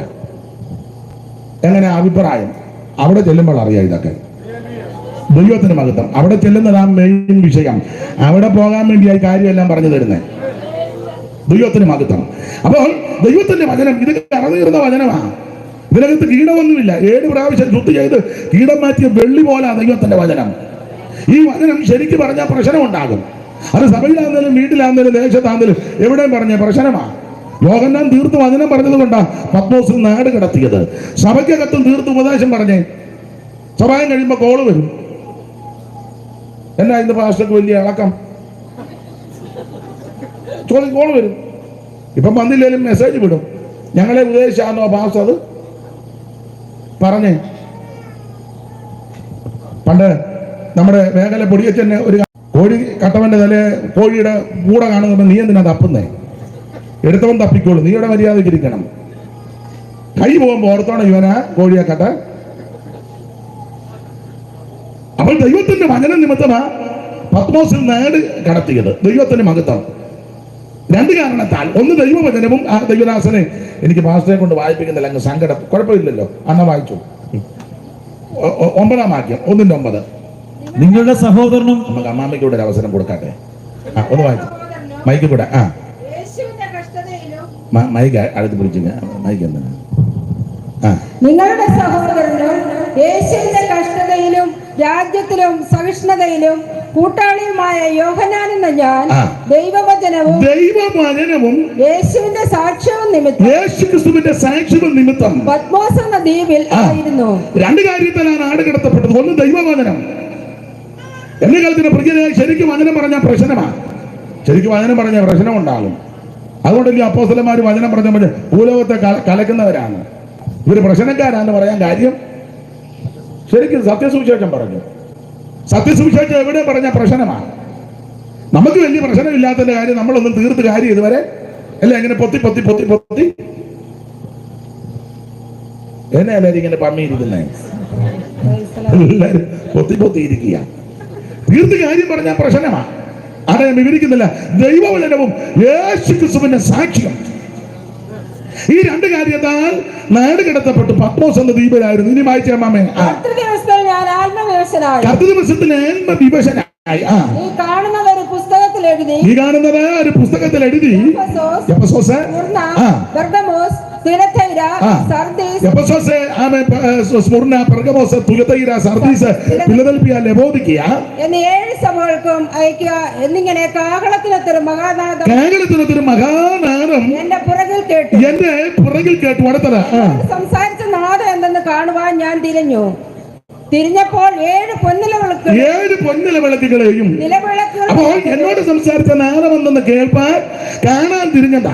നാദം കേട്ടു, പക്ഷെ തിരിഞ്ഞ് കാണാനാ തിരിഞ്ഞത്. ആ നാദം ഒരു സ്വരൂപമാണ്. അത് തേജസ്കരിക്കപ്പെട്ട യേശു ക്രിസ്തുവാണ്. അതാ ഈ നാദത്തിന്റെ വിശേഷത. പണ്ട് അമ്പലത്തിൽ പോയ സമയത്ത് നാമം ജപിക്കുമ്പം ഒരു വരി ഇങ്ങനെ ചൊല്ലിയിട്ടുണ്ട്. പാസ്റ്റർക്കും ഒക്കെ അറിയാം. ഓംകാരമായ പൊരുൾ 3 പിരിഞ്ഞുടനെ അകാരമായതിനു താൻ തന്നെ സാക്ഷിയതു ബോധം വരുത്തുവതിനാള. കേവിച്ചാക്കവ ഉണ്ടായിരുന്നെന്ന് പറയും നാമം ചൊല്ലാൻ. അത് എന്തിനാ അച്ഛനിതൊന്നും നാമം ചൊല്ലാൻ പാവത്തിന് അറിയത്തേ ഇല്ല. എന്നാലും അച്ഛനും കൂടെ ഇതിനകത്ത് പ്രതിയാക്കും. കേവിച്ചാക്കവ രണ്ടുപേരോട് നാമം ചൊല്ലിയെന്ന് പറയും. അത് എന്തിനാ അലോഗ്യം ഉണ്ടാക്കുന്നത്. അതുകൊണ്ട് ആ വിഷയം വിട്ടേക്കാം. അപ്പോൾ എന്നോട് സംസാരിച്ച നാദം എന്തെന്ന് കാൺമാൻ തിരിഞ്ഞു. തിരിഞ്ഞപ്പോൾ 7 പൊന്നിലവിളക്കുകളുടെയും നിലവിളക്കുകളുടെ നടുവിൽ 7 പൊന്നില വിളക്കുകളെയും നിലവിളക്കുകളുടെ നടുവിൽ നിലയിൽ ധരിച്ച് മാറത്ത് പങ്കച്ച കെട്ടിയവരായി മനുഷ്യപുത്രനോട് സദൃശനായവനെയും കണ്ടു. പണ്ടൊരുത്തനെ പാട്ട് പാടാൻ വന്നപ്പോൾ നീല ഷർട്ടിട്ടോണ്ട് വന്ന്. അത് ഷർട്ടിട്ടല്ലോ, അത് തന്നെ വലിയ കാര്യം. അത് തന്നെ ഇനിയിപ്പം ഈ രീതിയിലാണ് പോകുന്നെങ്കിൽ മിക്കവാറും ഇടാതെ വരാൻ സാധ്യത. ഇപ്പോഴത്തെ രീതി എല്ലാവരുടെയും കാര്യമല്ല. അപ്പൊ അവനെ നീല ഇട്ട് സഭായത്തിന്. അവൻ ഞാൻ ചോദിച്ചു, എടേ സഭായത്തിനെങ്കിലും ഒരു വെള്ള ഈ നീല അങ്കി ധരിച്ചോണ്ടിരിക്കോ യേശു? അവനെ അത് വായിച്ചപ്പോ നീല അങ്കി എന്നങ്ങാണ്ടാ കണ്ടത്. നിലയങ്കി എന്നുള്ളതാ. അവനത് അവന് ഉപദേശം പറഞ്ഞതാ. യേശു യോഹന്നാൻ പ്രത്യേക നീല അങ്കിയും ധരിച്ചോണ്ടല്ലേ. നീലയങ്കി അല്ല വേവിച്ച നിലയങ്കിയ. വായിച്ചോ. നിലയങ്കി ധരിച്ച് മാറത്ത് പങ്കച്ചവട്ടിയനായി മനുഷ്യപുത്രനോട് സദൃശനായവനെയും കണ്ടു. അവന്റെ തലയും തലമുടിയുമല്ല വെളുത്ത പഞ്ഞു പോലെ ഒന്നും അടിച്ചില്ല. പിന്നെ അടുത്തത് ഹിമത്തോളം വെള്ളയും കണ്ണ് അഗ്നിജ്വാലയൊത്തതും കാലുലയിൽ ചുട്ടുപഴിപ്പിച്ച. അത് താഴോട്ട് പഠിക്കുമ്പോൾ വായിക്കുമ്പോൾ യേശു ക്രിസ്തുവിന്റെ തേജസ്കരിക്കപ്പെട്ട ക്രിസ്തുവിന്റെ പ്രത്യക്ഷതയാണ്. ഈ പ്രത്യക്ഷത തേജസ്കരിക്കപ്പെട്ട യേശു ക്രിസ്തു. എന്നാൽ ഉത്തമഗീതങ്ങളുടെ പുസ്തകങ്ങളിൽ അവൻ ശൂന്യൻകാരിയോട് ചോദിച്ചു, നിന്റെ പ്രിയനെ മറ്റ് പ്രിയന്മാരെക്കാൾ വിശേഷത വല്ലോണ്ട്? ഇവളിങ്ങനെ പാടി പറഞ്ഞ് പുലമ്പി തുള്ളിച്ചാടി ഒരു പാട്ടിന്റെ വരിയും കേട്ടല്ലോ. ദൈവത്തിന് സ്തോത്രം. അപ്പോൾ ആ ഇടയച്ചെറുക്കനെ പറ്റി പാടി പറഞ്ഞ് ഇങ്ങനെ പുലമ്പി തുള്ളിയിരിക്കുമ്പോൾ യെരൂശലേം പുത്രിമാരെല്ലാം കൂടെ വട്ടം കൂടി ചോദിച്ചു, നീ ആരെ പറ്റി ആയി പാടാ? അവള് പറഞ്ഞ എന്റെ വീണ്ടെടുത്തവനെ പറ്റി. ആരാ? ഇടയച്ചെറുക്കൻ. അവന് എന്തിയെ? അതെന്നെ കൊടുത്തേച്ചങ്ങ് പോയി. എന്തിയെ? ഇപ്പൊ അവൻ തിരിച്ചു വരും, അത് പ്രതീക്ഷിച്ചിരിക്കുക. അപ്പൊ ചോദിച്ചു, നിന്റെ പ്രിയന് മറ്റ് പ്രിയന്മാരെക്കാൾ വിശേഷത വല്ലതും ഉണ്ടോ? അപ്പോൾ ആ വിശേഷതയാണ് 5-ാം അധ്യായത്തിന്റെ 10 മുതൽ രേഖപ്പെടുത്തിയിരിക്കുന്നത്. എന്റെ പ്രിയൻ വെണ്മയും ചുമപ്പുമുള്ളവൻ 10,000 പേരിൽ അതിശ്രേഷ്ഠൻ. പിന്നെ അവന്റെ ശിരസ് അതിവിശേഷമായ തങ്കം. അവിടുത്തെ ശിരസ് അതിവിശേഷമായ തങ്കം. ലോകങ്ങളിൽ ഏറ്റവും മാറ്റുകൂടിയത് ആ തങ്കം എന്ന് പറഞ്ഞാൽ കാക്കയെ പോലെ കറുത്തും ഇരിക്കും. പിന്നെ അവന്റെ തോടുകളുടെ അരികത്തുള്ള പ്രാവുകൾക്ക് തുല്യം. പിന്നെ അത് പാലുകൊണ്ട് കടികതും ചേർച്ചയായിട്ട് പതിച്ചതുമാകുന്നു. പിന്നെ അവന്റെ കവിൾ സുഗന്ധ സസ്യങ്ങളുടെ തടവും. അവിടുത്തെ കവിള് സുഗന്ധ സസ്യങ്ങളുടെ തടവും മറുന്തൈകളുടെ വാരവും. പിന്നെ അവന്റെ അതരം താമരപ്പൂവും പോലെ ഇരിക്കുന്നു. പിന്നെ അത് 100 തൈലം പൊഴിച്ചുകൊണ്ടിരിക്കുന്നു. 100 തൈലം ഇങ്ങനെ പൊഴിച്ചോ എന്ന് പറഞ്ഞാൽ അവിടുന്ന് സംസാരിച്ചു കഴിഞ്ഞാൽ എഴുന്നേറ്റ് പോകാൻ തോന്നുകയല്ല. അതാണല്ലോ 3 ദിവസം മുഴുവൻ വചനം കേട്ടുകൊണ്ടിരിക്കുക. ഒരു കുഞ്ഞുങ്ങൾ എഴുന്നേറ്റ് പോകില്ല. വായിന്ന് വരുന്ന അതുപോലെ ലാവണ്യമാക്ക്. നമ്മളെങ്ങാനും വർത്താനം തുടങ്ങിയാൽ ദൈവമേ ഈ മെനക്കേടിന്റെ കൈ ചെന്ന് പെട്ട് എങ്ങനെയാ ഒന്ന് ഊരിപ്പോകുന്നത്? ഉറക്കവും വരുന്ന ക്ഷീണവും ഉണ്ട്. ആലോട്ട് നിർത്തുകയില്ല. നമ്മളെ പറ്റി അങ്ങനെ ചിന്തിക്കുന്നത്. മെഡലയുടെ അടുക്കലാണല്ലോ ദൈവമേ ചെന്ന് പെട്ടത്. എന്നാൽ യേശുവിന്റെ അടുക്കൽ വരുന്നവരാരും എഴുന്നേറ്റ് പോകത്തില്ല. 3 ദിവസം വരുന്ന വചനം കേൾക്കുക, ആരും പോകുന്നില്ല. വായിന്ന് വരുന്നതെല്ലാം ലാവണ്യവാക്ക. ആശ്വാസം തരുന്ന, പ്രത്യാശ തരുന്ന, ഗുണീകരിക്കുന്ന, ശുദ്ധീകരിക്കുന്ന, ക്രമീകരണത്തിലേക്ക് വരുന്ന നല്ല വാക്കുകൾ അവിടെ നിന്ന് ഇങ്ങനെ പൊഴിച്ചുകൊണ്ടിരിക്കുക. അത് നല്ല സുഗന്ധമാണ്, കേട്ടിരിക്കും, ആശ്വാസമാണ്.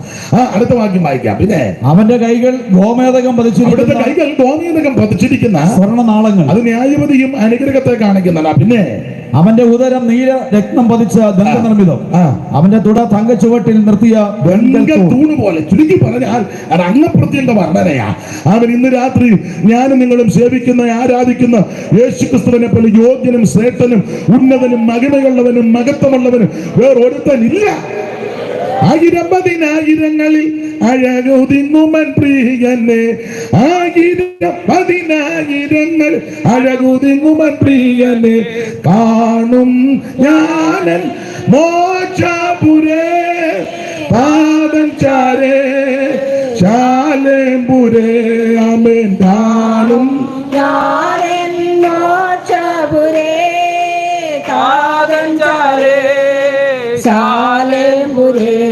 പോകാൻ മദിനധികാലമായി കൺകൊതിച്ചൊരു നാഥനെ, കാലമായി കൺകൊതിച്ചൊരു നാഥനെ, ഓ അതിജയമിതമകതിയെ ഭൂമിൽ വീണ്ട അതിശയം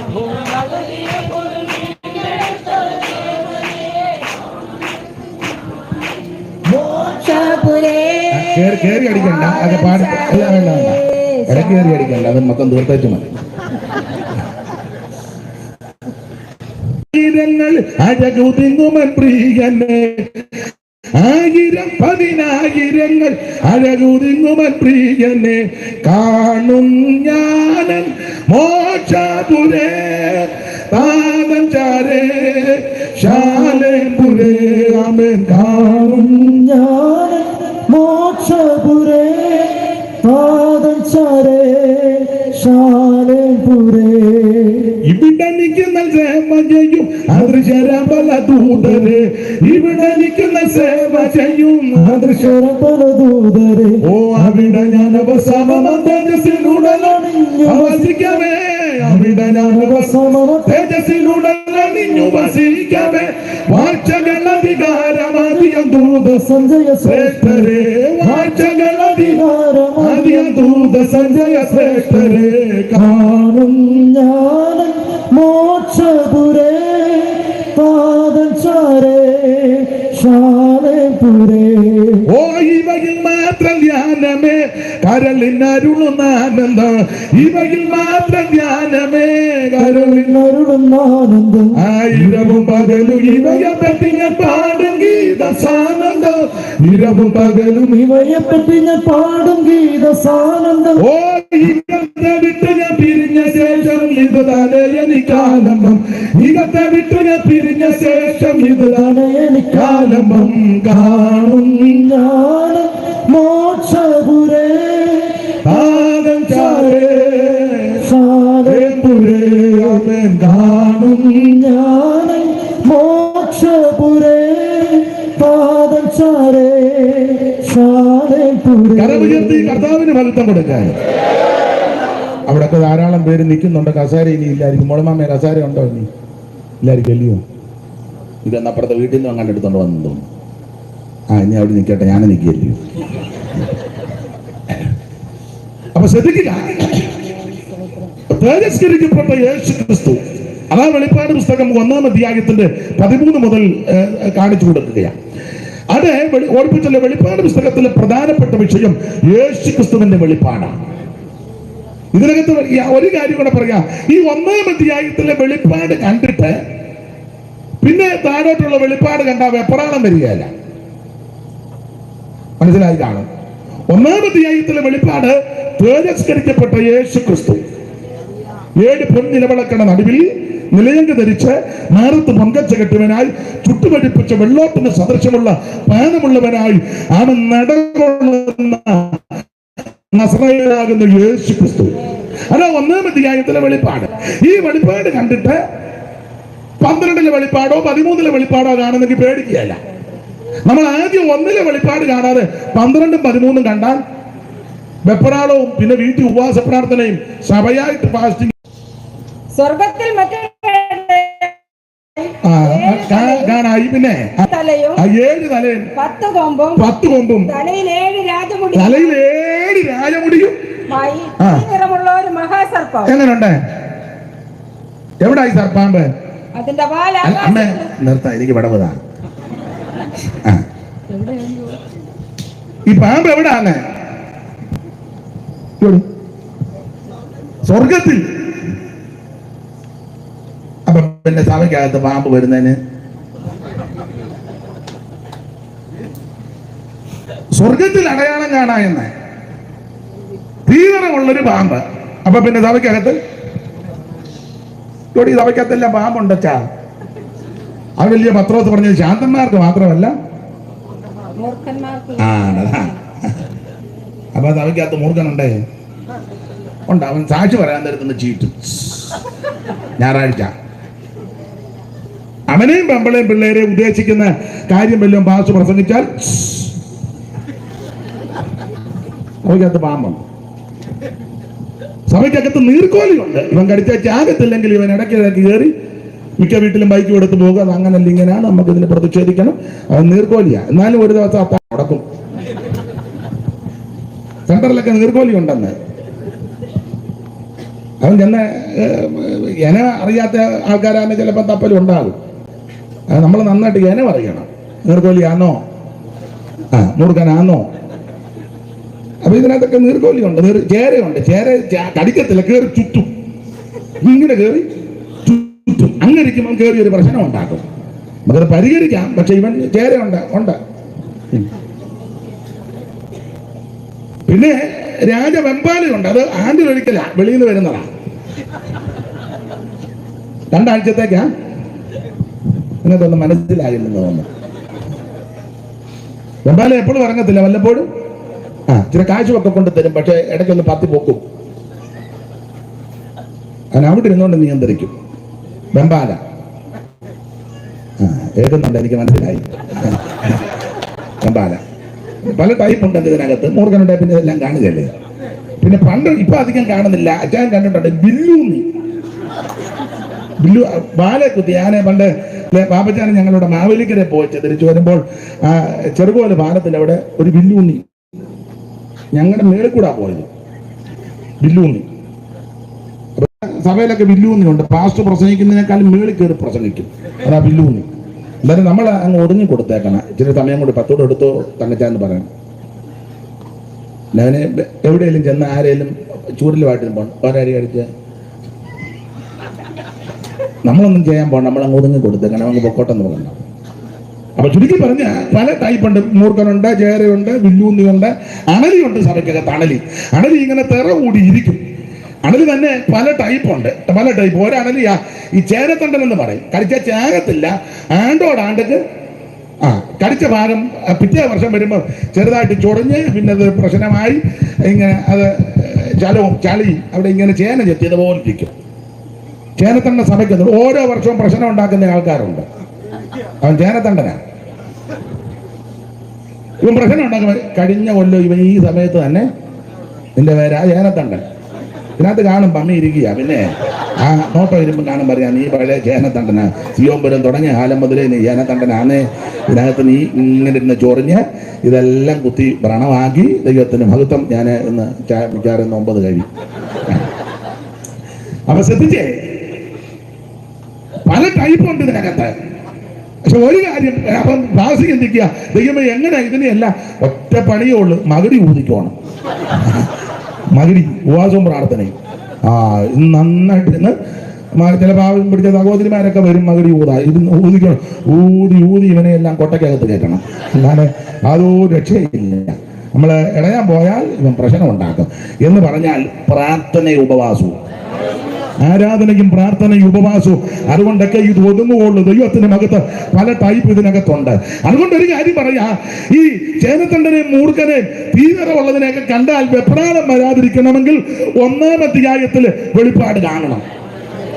ഒന്നാം അധ്യായത്തിലെ വെളിപ്പാട് സകലത്തിന്റെയും അധികാരമുള്ളൊരുവൻ, സകലത്തെയും നിയന്ത്രിക്കുന്ന ഒരുവൻ, അവൻ സ്തോത്രം സകലത്തിന്റെ താക്കോലുള്ള ഒരുവൻ, മരണത്തിന്റെയും ധാരാളത്തിന്റെയും ജീവന്റെയും സകലത്തിന്റെയും അധികാരവും താക്കോലുമുള്ള ഒരുവൻ നമുക്ക് വേണ്ടിയുണ്ട്. അതാണ് വെളിപ്പാട് ഒന്നിലെ വെളിപ്പാട് കണ്ടേച്ച് 12:3 വെളിപ്പാട് കണ്ട വെപ്രാളം വരികയല്ല. നമ്മൾ കാണുന്നത് 12:3 വെളിപ്പാടാണ് കാണുന്നത്. വരുന്ന പ്രവാചകൻ പറയും ഒരു പാമ്പ് തറ കൂടിയിരിക്കുന്നതായിട്ട്. അപ്പൊ പുള്ളിക്ക് മനസ്സിലാകും ഈ ചേണ്ടി ഈ കലത്തിനകത്ത് വേഗം. അപ്പൊ പുള്ളി പറയും അപ്പുറം വേറൊരു രക്തിയാണേലാന്ന് തോന്നുന്നു. നമ്മൾ ഏതാണെങ്കിലും ഇരുന്നാലും നീ 1-ാം അധ്യായത്തിലെ വെളിപ്പാട് കാണണം. പാമ്പുകളെയും തേളുകളെയും ശത്രുവിന്റെ സകല ബലത്തെയും ചവിട്ടുവാൻ അധികാരം തന്നവനാ 1-ാം അധ്യായത്തിൽ. സിംഹത്തിന്മേലും അണലിന്മേലും നീ ചവിട്ടും, ബാലസിംഹത്തെയും പെരുമ്പാമ്പിനെയും നീ മരിച്ചു കളയും. അവൻ എന്നോട് പറ്റിയിരിക്കിയാൽ ഞാൻ അവനെ വിടിവിക്കും, അവൻ എന്റെ നാമത്തെ അറിയാൻ ഞാൻ അവൻ ഉയർത്തും. മാത്രമാണ് കഷ്ടകാലത്ത് ഞാൻ അവനോട് കൂടെ ഇരിക്കും, ഞാൻ അവനെ വിടിവിച്ചും മഹത്വപ്പെടുത്തും. ദീർഘായുസ് കൊണ്ട് നിനക്ക് തൃപ്തി വരുത്തും. ഇന്ന് രാത്രി മരണത്തിന്റെ പാശങ്ങളെ, മരണത്തിന്റെ കരാളകസ്ഥങ്ങളെ, മരണത്തിന്റെ കെട്ടുകളെ അടിച്ചു മാറ്റി ഇന്ന് രാത്രി നിന്നെ വിടുവിക്കുന്ന രക്ഷിക്കുന്ന യേശുവിന്റെ ശക്തി ഇന്ന് രാത്രി രോഗാത്മാവിനെ അടിച്ചു മാറ്റി നിന്റെ അസ്ഥിക്കകത്ത്, ധമനിക്കകത്ത്, ഞരമ്പിനകത്ത്, രക്തത്തിനകത്ത് കുടിയിരിക്കുന്ന രോഗബന്ധനങ്ങളെ അടിച്ചു മാറ്റി സിംഹശക്തികളെ, അണലിയുടെ ശക്തികളെ തകർത്ത് മാറ്റി ഈ രാത്രി നിന്നെ വിടുവിക്കുന്ന യേശുവിന്റെ മഹത്വം ഇന്ന് രാത്രി അനുഭവിക്കുന്ന ദൈവമക്കൾ ദൈവത്തിന് മഹത്വം കൊടുക്ക്. യേശു നിന്നെ സൗഖ്യമാക്കും. യേശു ഇന്ന് രാത്രി യേശു ക്രിസ്തുവിന്റെ മഹത്വം വെളിപ്പെടട്ടെ.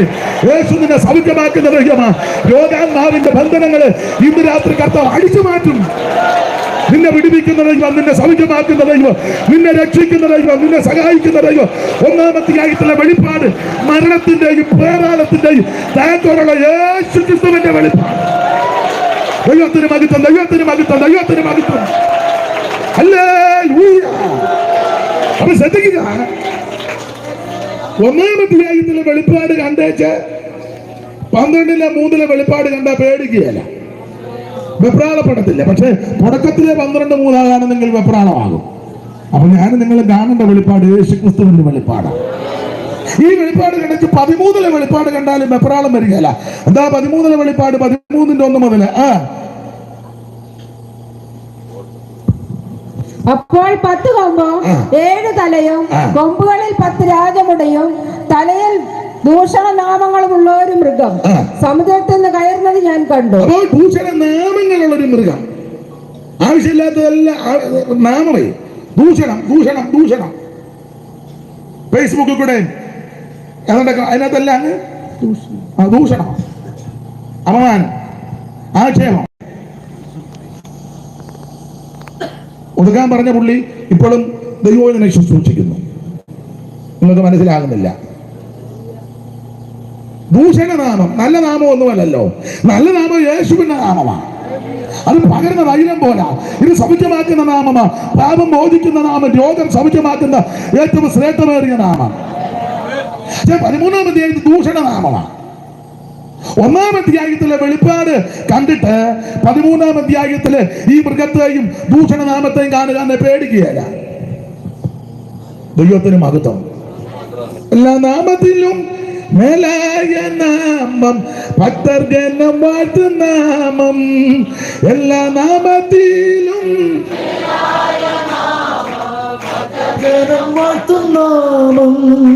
എല്ലാ മുഴങ്കാലും മടങ്ങിടും തിരുമുൻപിൽ വല്ലഭത്വമുള്ള നാമം. എല്ലാ മുഴങ്കാലും മടങ്ങിടും തിരുമുൻപിൽ വല്ലഭത്വമുള്ള നാമം. ശ്രീയേശുനാമം അതിശയനാമം, നാമം. ശ്രീയേശുനാമം അതിശയനാമം, കർത്താവിന് ഭക്തം കൊടുക്കുക. എല്ലാ നാമത്തിലും ശ്രേഷ്ഠമായ നാമം പരിശുദ്ധ നാമം, പരിമള തൈലം പോലുള്ള നാമം. എന്നാൽ വെളിപ്പാട് പുസ്തകം 13-ാം അധ്യായത്തിൽ ഈ മൃഗം എഴുതി വച്ചിരിക്കുക ദൂഷണ നാമങ്ങളാണ്. 1-ാം അധ്യായത്തിലെ വെളിപ്പാട് കണ്ടേച്ച് 13-ാം അധ്യായത്തില് ദൂഷണനാമം കാണുകയാണെ പേടിക്കുകയല്ല, വെപ്രാളപ്പെടത്തില്ല. ദൈവത്തിന് സ്തോത്രം, നല്ല ഉറപ്പും ധൈര്യമായിരിക്കും. അപ്പം വെളിപ്പാട് പുസ്തകത്തിലെ പ്രധാനപ്പെട്ട വിഷയം യേശുക്രിസ്തുവിന്റെ വെളിപ്പാടാണ്. ഓടിച്ചു പറയാം. 22 അധ്യായം, ഓരോ അധ്യായവും പെട്ടെന്ന് മനസ്സിലാക്കാൻ ഓടിച്ചിങ്ങനെ പറഞ്ഞു. 1-ാം അധ്യായം തേജസ്കരിക്കപ്പെട്ട യേശുക്രിസ്തുവിന്റെ വെളിപ്പാട്. 2, 3 അധ്യായം 7 സഭയ്ക്കുള്ള ദൂത്. 4-ാം അധ്യായത്തിൽ സഭ സ്വർഗത്തിലേക്ക് എടുക്കപ്പെടുന്നു. 5-ാം അധ്യായത്തിൽ വീണ്ടെടുപ്പിന്റെ ഗാനം, ഈ ഭൂമിയുടെ വീണ്ടെടുപ്പ്. 6-ാം അധ്യായത്തിൽ 7 മുദ്രയിൽ 6 മുദ്ര പൊട്ടിക്കുന്നു. 7-ാം അധ്യായത്തിൽ മുദ്രിതന്മാരാകുന്ന 144,000 പേരെ ദർശിക്കുന്നു. 8-ാം അധ്യായത്തിൽ 7-ാം മുദ്ര പൊട്ടിക്കുകയും അതോടനുബന്ധിച്ച് കാഹളങ്ങൾ നീട്ടുന്നതായിട്ട് കാണുന്നു. 9-ാം അധ്യായത്തിൽ യൂഫ്രട്ടീസ് നദീതീരത്ത് ബന്ധിച്ച ദൂതനെ അടിച്ചുവിടുന്നു. 10-ാം അധ്യായം ചെറു പുസ്തകം വാങ്ങി ഭക്ഷിക്കുന്നതായിട്ട് ദർശിക്കുന്നു. 11 ഓർപ്പിച്ചത് മൃഗം സമുദ്രത്തിൽ നിന്ന് കയറി വരുന്നു. 14-ാം അധ്യായം സിയോൻ മയിൽ കുഞ്ഞാടിനോട് കിട 144,000 പേര്. 15-ാം അധ്യായം മോശയുടെ പാട്ടും കുഞ്ഞാടിന്റെ പാട്ടും പാടി വീണ പിടിച്ചു വൈദികന്മാർ അത് വീണ മീട്ടുന്നു.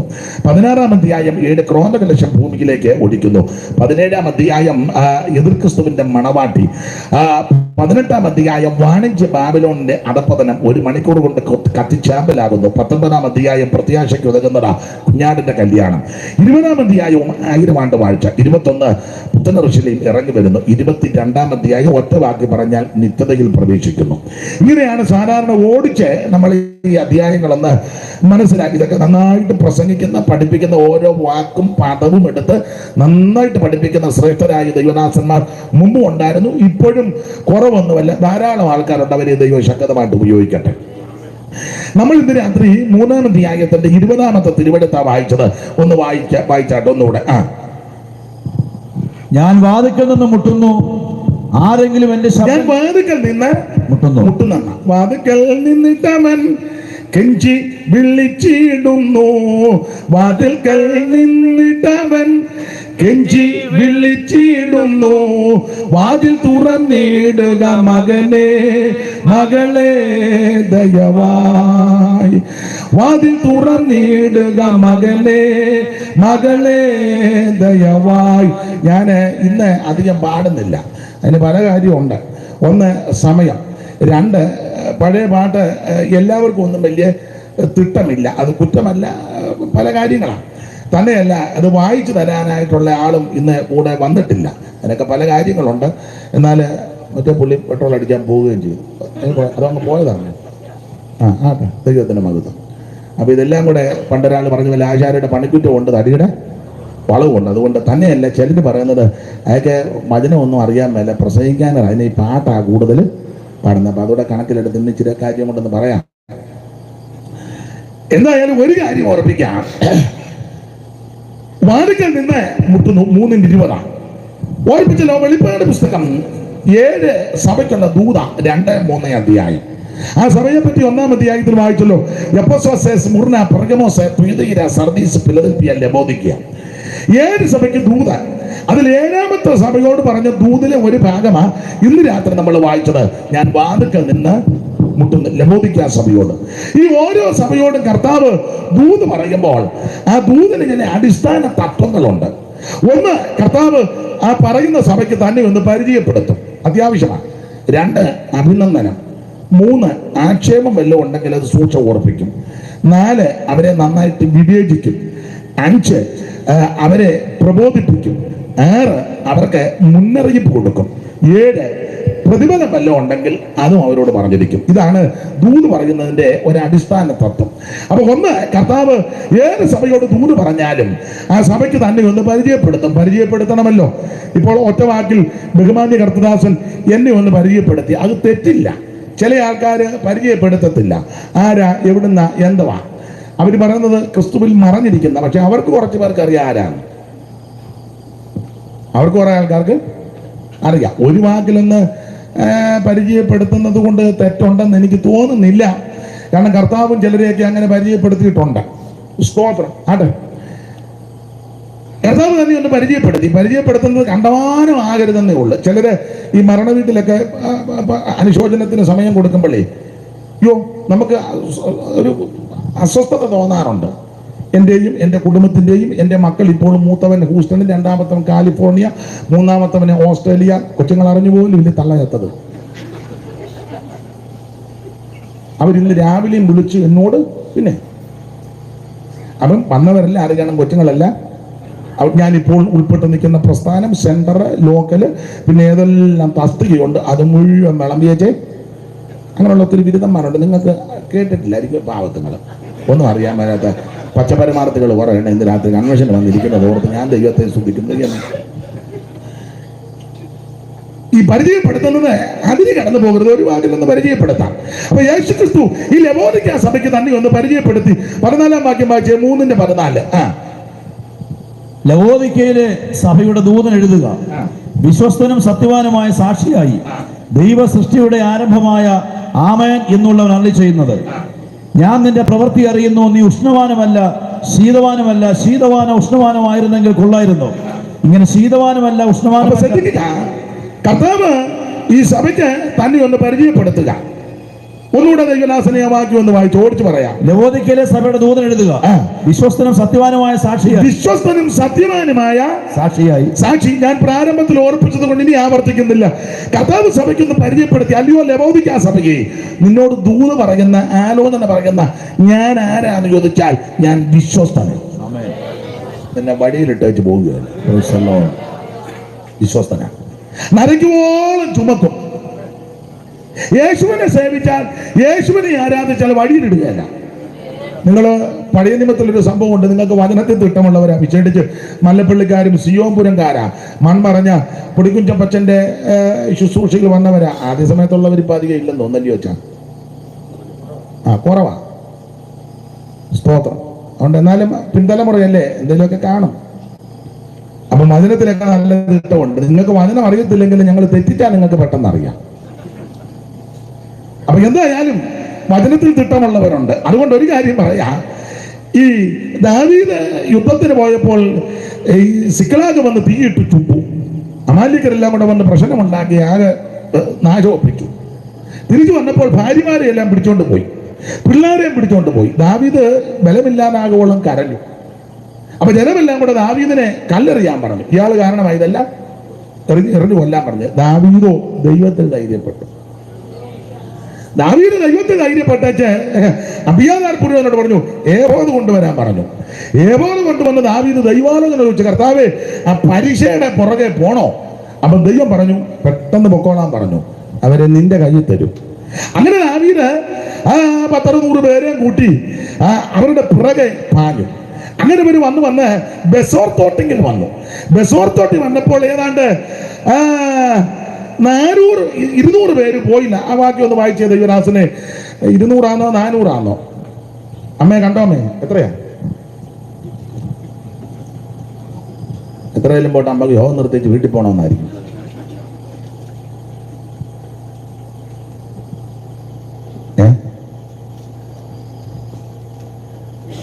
ദാവീദിനോട് കൂടെ പോകുവാൻ കഴിയാതെ വണ്ണം ക്ഷീണിച്ചിട്ട് ബെസോർ തോട്ടിൽ 9 വാക്യം ഒന്ന് വായിച്ചേ. അങ്ങനെ ദാവീദും കൂടെയുള്ള 600 പേരും പുറപ്പെട്ട് 600 പേര് പുറപ്പെട്ടു. അതിൽ 600 പേരിൽ അടുത്തത് ബെസോർ തോട്ടിങ്കിലെത്തി. ശേഷമുള്ളവർ അവിടെ താമസിച്ചു. എത്ര പേരാ കൂടെ പോയത്? 600 പേര്. മൊത്തം 600 പോയി.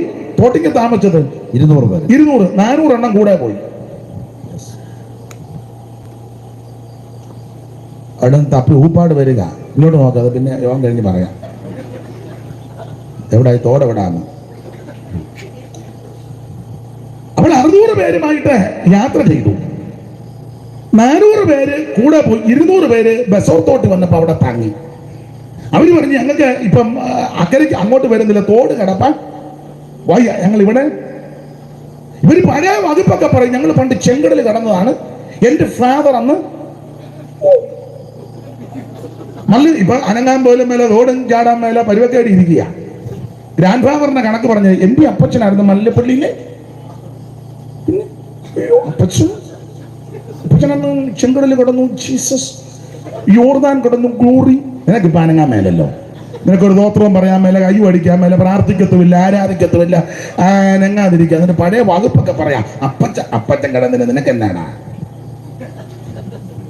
അപ്പച്ചൻ കിടന്നെങ്കിൽ അങ്ങ് ചെല്ലുമ്പോൾ അപ്പച്ചൻ പ്രതിഫലം വാങ്ങും. അപ്പച്ചന്റെ അമ്മച്ചിയുടെയും പേര് പറഞ്ഞാലൊന്നും നിനക്ക് പ്രതിഫലം കിട്ടുകയല്ല, രക്ഷ വ്യക്തിപരമാണ്. ഇവിടെ ചില നന്മയൊക്കെ കിട്ടും, പക്ഷെ സ്വർഗത്തിൽ പ്രതിഫലം കിട്ടണമെങ്കിൽ അവനവൻ ചെയ്യണം. സേവിച്ചു കൊടുത്ത് ചെലവാക്കുന്നതിന് നന്മ തരാൻ ദൈവം വിശ്വസ്തനാ. പക്ഷെ അങ്ങ് പ്രതിഫലം വാങ്ങണമെങ്കിൽ നീയും ദൈവമായിട്ട് ബന്ധം വേണം.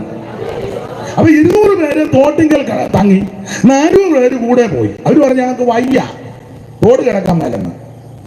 ഒരു പഴയ ഫോട്ടോ ഒക്കെ ഇടും, ചെങ്കടൽ കിടന്നതിന്റെ ഫോട്ടോ, യോർദാൻ കിടന്നതിന്റെ ഫോട്ടോ. പക്ഷെ ഇപ്പം അനങ്ങാൻ മേല, ബസർത്തോട് കിടക്കാൻ മേല. ദൈവത്തിന് മഹത്വം. 200 പേര് അവിടെ ക്ഷീണിച്ചു. ഞാൻ വിസ്തരിക്കുന്നില്ല, ക്ഷീണിച്ചെങ്കിലും പഴയ വകുപ്പൊക്കെയാ ഇപ്പം. ഇതാണ് എൻ്റെ ഫാദർ ചെങ്കടൽ കിടന്നതിന്റെ ഫോട്ടോ. Oh really? ഒരു ഇംഗ്ലീഷിൽ എത്തിയോ? ആ അല്ലേ, എന്നോട് ഇംഗ്ലീഷ് ആണോ? നന്നായിരിക്കും. 200 പേർക്ക് തോട് കിടക്കാൻ മേല. ഒരു കാര്യം പറയാം, പണ്ട് ചെങ്കടൽ കിടന്നതും യോർദാൻ കിടന്നതൊക്കെ നല്ലതാ. അതിന്റെ കയറോപ്പും പറഞ്ഞിരിക്കരുത്. ഇന്ന് നീ എങ്ങനെ ഇരിക്കുന്നുള്ളത് തന്നെ ശോധന ചെയ്യണം. 200 പേര് അവിടെ തന്നെ, 400 പേരുമായിട്ട് ദാവീദ് ഇവരുടെ പുറകെ പോയി. അങ്ങനെ പുറകെ പോയി യാത്ര ചെയ്ത് വന്നപ്പോൾ വഴിയിൽ വെച്ച് ഒരു രോഗിയായ ഒരു മനുഷ്യനെ കണ്ടു. അത് മൊത്തം വായിക്കാനായിരുന്നു. അത് പിന്നെ കാര്യം വായിക്കാം, ഇങ്ങോട്ട് വായിക്കും. അപ്പൊ ഈ യാത്ര ചെയ്ത് പോയപ്പോൾ വഴിയിൽ വെച്ച് രോഗിയായ ഒരു മനുഷ്യനെ കണ്ടു. അപ്പൊ ഇവനോട് ചോദിച്ചു, നീ ആരാ? ഞാനൊരു മിസ്രയീമിനാണ്, ഒരു അമാലേക്കിന്റെ പ്രത്യനാണ്. എന്നെ പറ്റി? രോഗിയാ, വയ്യ. എവിടുത്തുകാരനാണ്? ആ 13ാമത്തെ വാക്യം വായിച്ച്. 13ാം വാക്യം. ദാവീദ് അവനോട്, നീ ആരുടെ ആളാ? എവിടുത്തുകാരൻ എന്ന് ചോദിച്ചതിന് അവൻ, ഞാനൊരു മിസ്രയീമ്യ ബാല്യക്കാരൻ, ഒരു അമാലേക്കിന്റെ പ്രത്യൻ. 3 ദിവസം മുമ്പ് എനിക്ക് ദീനം പിടിച്ചത് കൊണ്ട് എന്റെ യജമാനൻ എന്നെ ഉപേക്ഷിച്ചെന്ന് എന്ന് പറഞ്ഞാൽ ഇവന്റെ ആയുസ് മുഴുവൻ അമാലേക്കിനെ സേവിച്ചവനാണ്. ഇവന്റെ ചോര നീരുമെല്ലാം അമാലേക്കിന് വേണ്ടി ചെലവാക്കി. എന്നാൽ 3 ദിവസം മുമ്പ് ഇവന് ദീനമാണെന്ന് കണ്ടപ്പോൾ ഇക്കാലം അത്രയും സേവിച്ച അവൻ അമാലേക്കൻ ഇവനെ വഴിയിലിട്ടേച്ച് പോയി. നീ ലോകത്തിന്റെ പുറകെ പോയാൽ, ഉറക്ക വിളിക്കുമല്ലോ, പോയാൽ ആരോഗ്യമുള്ളപ്പോഴും ഓജസ്സുള്ളപ്പോഴും അടിപിടി ഉണ്ടാക്കാനും ഒക്കെ ആരോഗ്യമുള്ളപ്പോൾ നിന്നെ മുന്നിൽ നിർത്തും. നീ ക്ഷീണിതനോ രോഗിയോ ബലഹീനനായാൽ ആരും നിന്നെ മൈൻഡ് ചെയ്യത്തില്ല. അമാലേക്കിന്റെ പ്രത്യനാണ്. ഇവൻ രോഗിയായി കിടന്നപ്പോൾ 3 ദിവസം മുമ്പ് ഇവന്റെ യജമാനൻ ഇവനെ വഴിയിലിട്ടേച്ച്, യജമാനൻ നിന്നെ വഴിയിലിട്ടേച്ച് പോകത്തില്ല. നീ രോഗിയാണെങ്കിൽ നിന്റെ രോഗത്തിൽ ദീനത്തിൽ കിടക്ക മാറ്റി വരച്ചു തരും. അവിടുന്ന് നിന്നെ സൗഖ്യമാക്കും, അവിടുന്ന് സമാധാനം തരും, അവിടുന്ന് നിന്നെ രക്ഷിക്കും, അവിടുന്ന് നിന്നെ ഉപേക്ഷിക്കത്തില്ല, അവിടുന്ന് തള്ളിക്കളയത്തില്ല. പക്ഷെ അമാലേക്കിന്റെ പുറകെയാ പോകുന്നെങ്കിൽ വഴിയിലിട്ടേച്ച് പോകും, രക്ഷിക്കുകയല്ല. അങ്ങനെ ഇവനെ പൊക്കിയെടുത്ത് ദാവീദിന്റെ അടുക്കെ കൊണ്ടുവന്നു. ആ കൊണ്ടുവന്നപ്പോൾ ദാവീദ് ഇവന് 4 കൂട്ടം സാധനം കൊടുത്തെന്ന 11ാമത്തെ വാക്യം. 11 വായിച്ചേ. അവൻ വയലിൽ വെച്ച് ഒരു മിസ്രയീമിനെ കണ്ട് ദാവീദിന്റെ അടുക്കൽ കൊണ്ട് ഇവനെ പൊക്കിയെടുത്ത് ദാവീദിന്റെ അടുക്കൽ കൊണ്ടുവന്നു. അടുത്തത് അവൻ അപ്പം കൊടുത്തു. ആദ്യം ഇവനെ അപ്പം കൊടുത്തു. അപ്പം പിന്നെ അവൻ തിന്നു. അവന് കുടിക്കാൻ വെള്ളം കൊടുത്തു. അവനെ ഒരു കഷണം അത്തിയട ശ്രദ്ധിക്കണേ, 2 ഉണക്കമുന്തിരിക്കുലയും കൊടുത്തു. നിർത്തണേ. 4 കൂട്ടം സാധനമാണ് കൊടുത്തത്. ആദ്യം അപ്പം കൊടുത്തു, 2 വെള്ളം കൊടുത്തു, 3 അത്തിയുടെ കൊടുത്തു, 4 2 കഷണം ഉണക്ക മുന്തിരിക്കൊല കൊടുത്തു. എല്ലാം ഒന്നൊക്കെ മെച്ചമുള്ളതാ. അപ്പം, നല്ല അപ്പം കൊടുത്തു. അത് ജീവന്റെ അപ്പമാകട്ടോ, നല്ല അപ്പം. വെള്ളം അത് ആത്മനിറവിനെയും കാണിക്കുന്നതാണ്. സ്തോത്രം. അത്തി അത് രോഗശാന്തിക്ക് ഉതകുന്നതാണ്. അത്തിപ്പഴക്കെട്ട് കൊണ്ടുവന്ന് പരിവിമയെ പുരട്ടി, രോഗശാന്തി. 3 ഉണക്ക മുന്തിരി. ആ ഉണക്കമുന്തിരി എന്ന് പറഞ്ഞാൽ മുന്തിരിയട നൽകി എന്നെ ശക്തീകരിക്കണമെന്ന. നാരങ്ങ തന്നെ തണുപ്പിക്കണം, മുന്തിരിയട നൽകി എന്ന് പറഞ്ഞാൽ വചനവും കൊടുത്തു, ആത്മനിറവും ഉണ്ടായി. ദൈവത്തിന്റെ മഹത്വം മാത്രമാണ്. രോഗസൗഖ്യവും കൊടുത്ത് ഇവന് ശക്തീകരിക്കുന്ന മുന്തിരിയട. അടുത്ത പദവും കൂടെ വായിച്ച ഭാഗം വിട്ടേക്ക്. അടുത്ത പദം. അത് തിന്നപ്പോൾ അവനെ ഉയർ വീണു. അത് തിന്നപ്പോൾ അവന് ഉയർ വീണു. ഇന്ന് രാത്രി നല്ല ദാവീദാകുന്ന യേശുവിന്റെ അടുക്ക നീ വന്നാൽ നിന്റെ രോഗത്തെ മാറ്റിത്തരും, നിന്റെ ബലഹീനത നീക്കിത്തരും, നിന്റെ തകർച്ചകളെ മാറ്റിത്തരും, നിന്റെ ക്ഷീണങ്ങളെ തീർത്തു തരും. ഇന്ന് രാത്രി നല്ല ദാവീദാകുന്ന യേശു ക്രിസ്തു നമ്മുടെ നടുവിൽ വന്നിട്ടുണ്ട്. ഓർപ്പിച്ചല്ലോ, മാറത്ത് പൊൻകച്ച് കെട്ടിയവനായി, ചുട്ടുപടിപ്പിച്ച വെള്ളമോടുന്ന സദൃശമുള്ള പ്രാണമുള്ളവനായി ഇന്ന് രാത്രി അവിടുന്ന് നമ്മുടെ നടുവിൽ വന്നിട്ടുണ്ട്. ലോകത്തിന്റെ പിറകെ പോയാൽ, ലോകത്തിന്റെ മോഹമനുസരിച്ച് പോയാൽ, നീ രോഗിയായാൽ, ക്ഷീണിതനായാൽ നിന്നെ വഴിയിലിട്ടേക്ക് പോകും. എന്നാൽ നിന്റെ ആയുസ് മുഴുവൻ യേശുവിനെ ശുശ്രൂഷിച്ചാൽ, യേശുവിനെ ആരാധിച്ചാൽ, യേശുവിന്റെ സാക്ഷ്യം വഹിച്ചാൽ, യേശുവിനെ അവൻ ധീരതയോടെ നിന്നാൽ ഉപേക്ഷിക്കത്തില്ല, വഴിയിലിടത്തില്ല, തള്ളിക്കളയത്തില്ല, തകർത്ത് കളയത്തില്ല.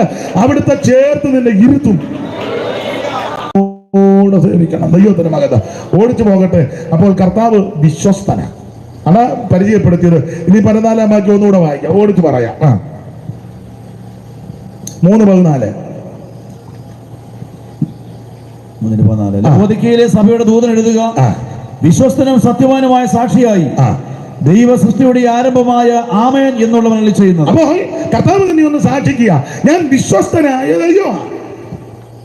നമ്മൾ പറഞ്ഞ സമയമായി. ഞാൻ എങ്ങനെ എന്തോ ചെയ്യണം അച്ഛാ, എന്തോ ചെയ്യണം? അച്ഛൻ പറയാൻ പോലെ ചെയ്യുള്ളൂ. ആയിക്കോട്ടെ.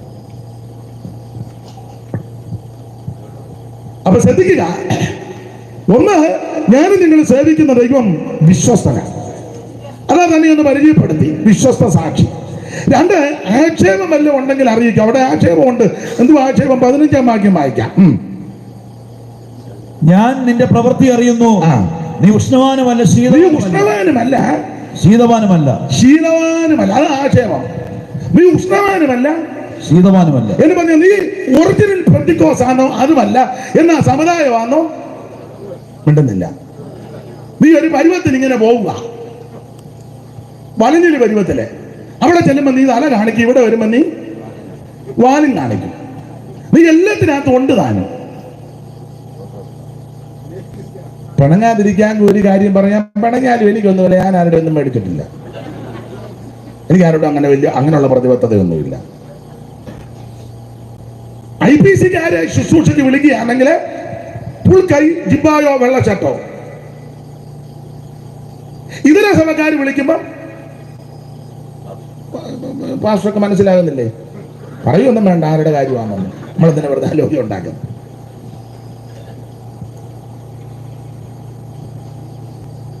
ഇവിടെ വരുമ്പോൾ ഭയങ്കര ഉപദേശം, അപ്പുറം ചെല്ലുമ്പോൾ ഇതിന് നേരെ എതിരെ. നിന്നെ പറ്റിയായി പറഞ്ഞേ.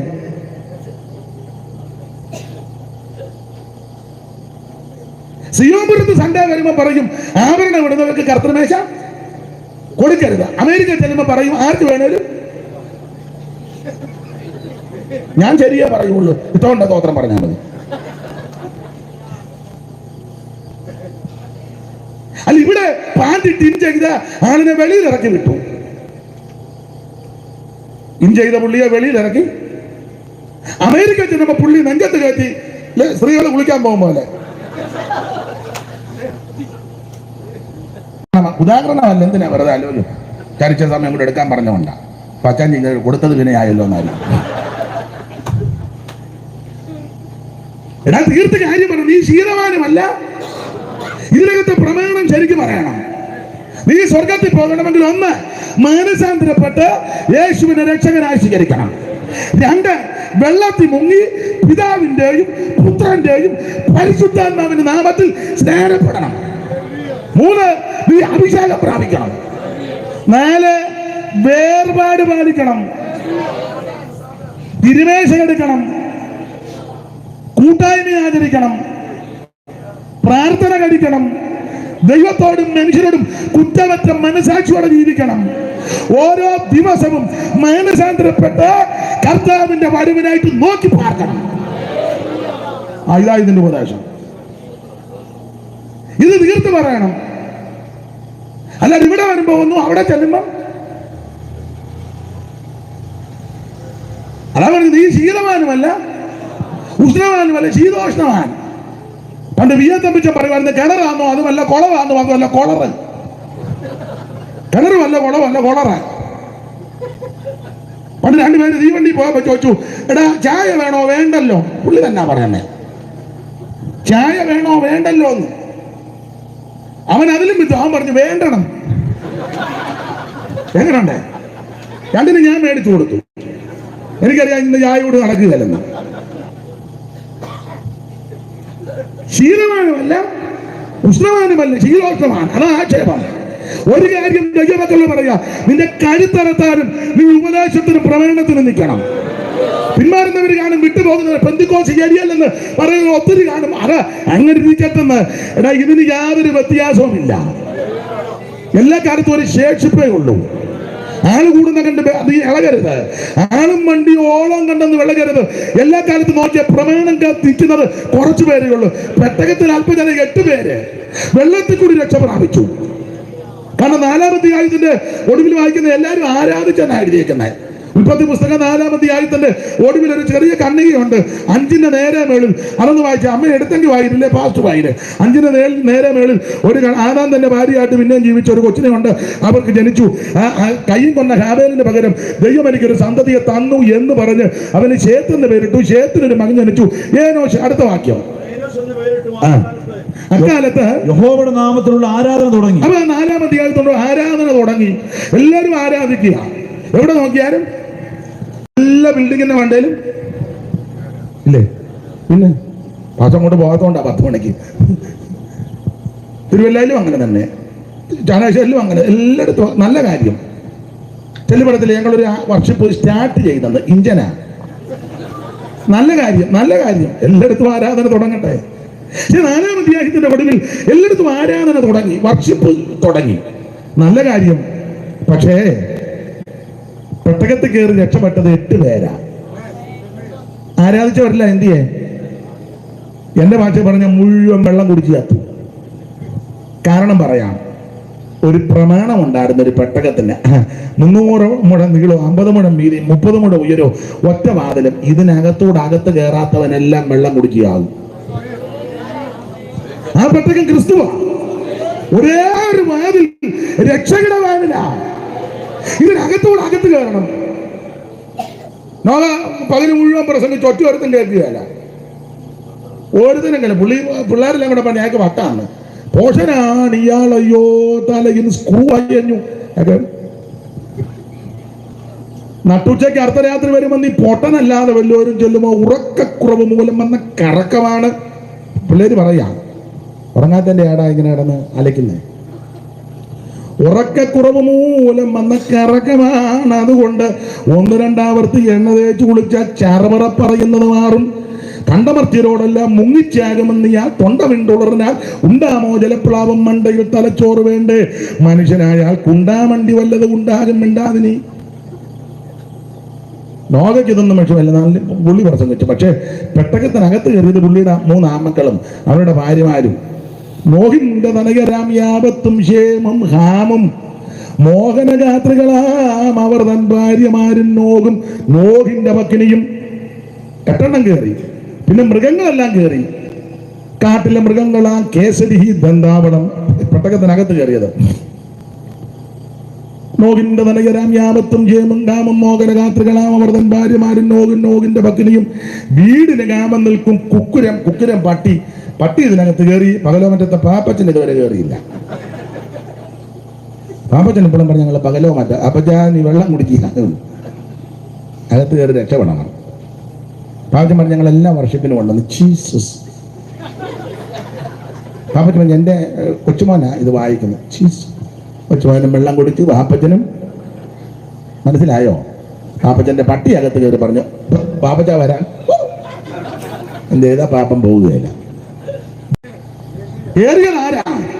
പ്രമേണത്തിൽ നിന്ന് ആരാധിച്ചവനകത്ത് കയറി.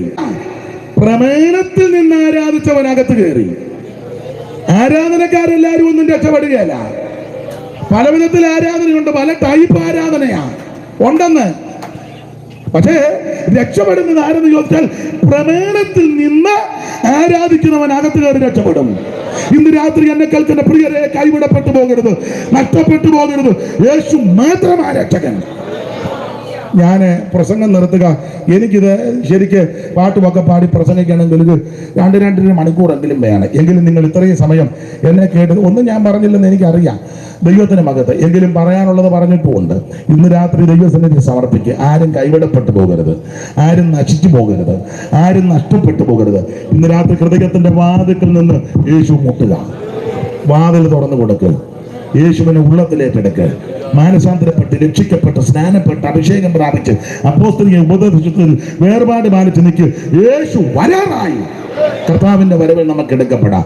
എന്നെ ഈ ശുശ്രൂഷയ്ക്ക് ക്ഷണിച്ച കർത്തദാസിക്കും കുടുംബത്തിനും സെന്ററിന്റെ ചുമതല വയ്ക്കുന്ന കർത്തദാസൻ, ലോക്കൽ സഭയുടെ ശുശ്രൂഷിക്കുന്ന ബഹുമാന്യ കർത്തദാസൻ, കൂടപ്പെട്ട ദൈവമക്കൾ എല്ലാവർക്കും നന്ദി. എടുത്ത വാക്യം വാതിൽ എന്നുള്ള വിഷയം അതിലോട്ട് ഇന്ന് പോകുന്നില്ല. എങ്കിലും ചില ചിന്തകൾ ഇന്ന് രാത്രി ദൈവം നമുക്ക് തന്നല്ലോ, നമുക്കൊന്ന് സമർപ്പിക്കാം. എല്ലാവരും ഒരു നിമിഷം ഒന്ന് എഴുന്നേറ്റ് നിന്നാട്ടെ. ആ പഴയ പാട്ടിന്റെ 2 ചരണം ഒന്ന് പാടി നമുക്ക് ഇറങ്ങിപ്പോകരുത്, എഴുന്നേറ്റിരിക്കണമെന്നാണ് പറഞ്ഞത്, ഇറങ്ങിപ്പോകാനല്ല പറയുന്നത്. അപ്പോൾ എഴുന്നേറ്റ് ഒന്ന് 2 ശീലൊന്ന് പാടി നമുക്ക് കർത്താവിനെ ഒന്ന് മഹത്വപ്പെടുത്താം. കാത്തിരിക്കും വിശുദ്ധരല്ല കഴുകനെ പോലെ ഗമിക്കും, കാത്തിരിക്കും വിശുദ്ധരല്ല കഴുകനെ പോലെ ഗമിക്കും. ആമേൻ മധ്യാകാശമണിയാവ്, ആമേൻ നാദനുമായി മധ്യാകാശമണിയാവ് ആന്തരമായി വേണ്ടി കഴിക്കും. യേശു എന്റെ അടിസ്ഥാനം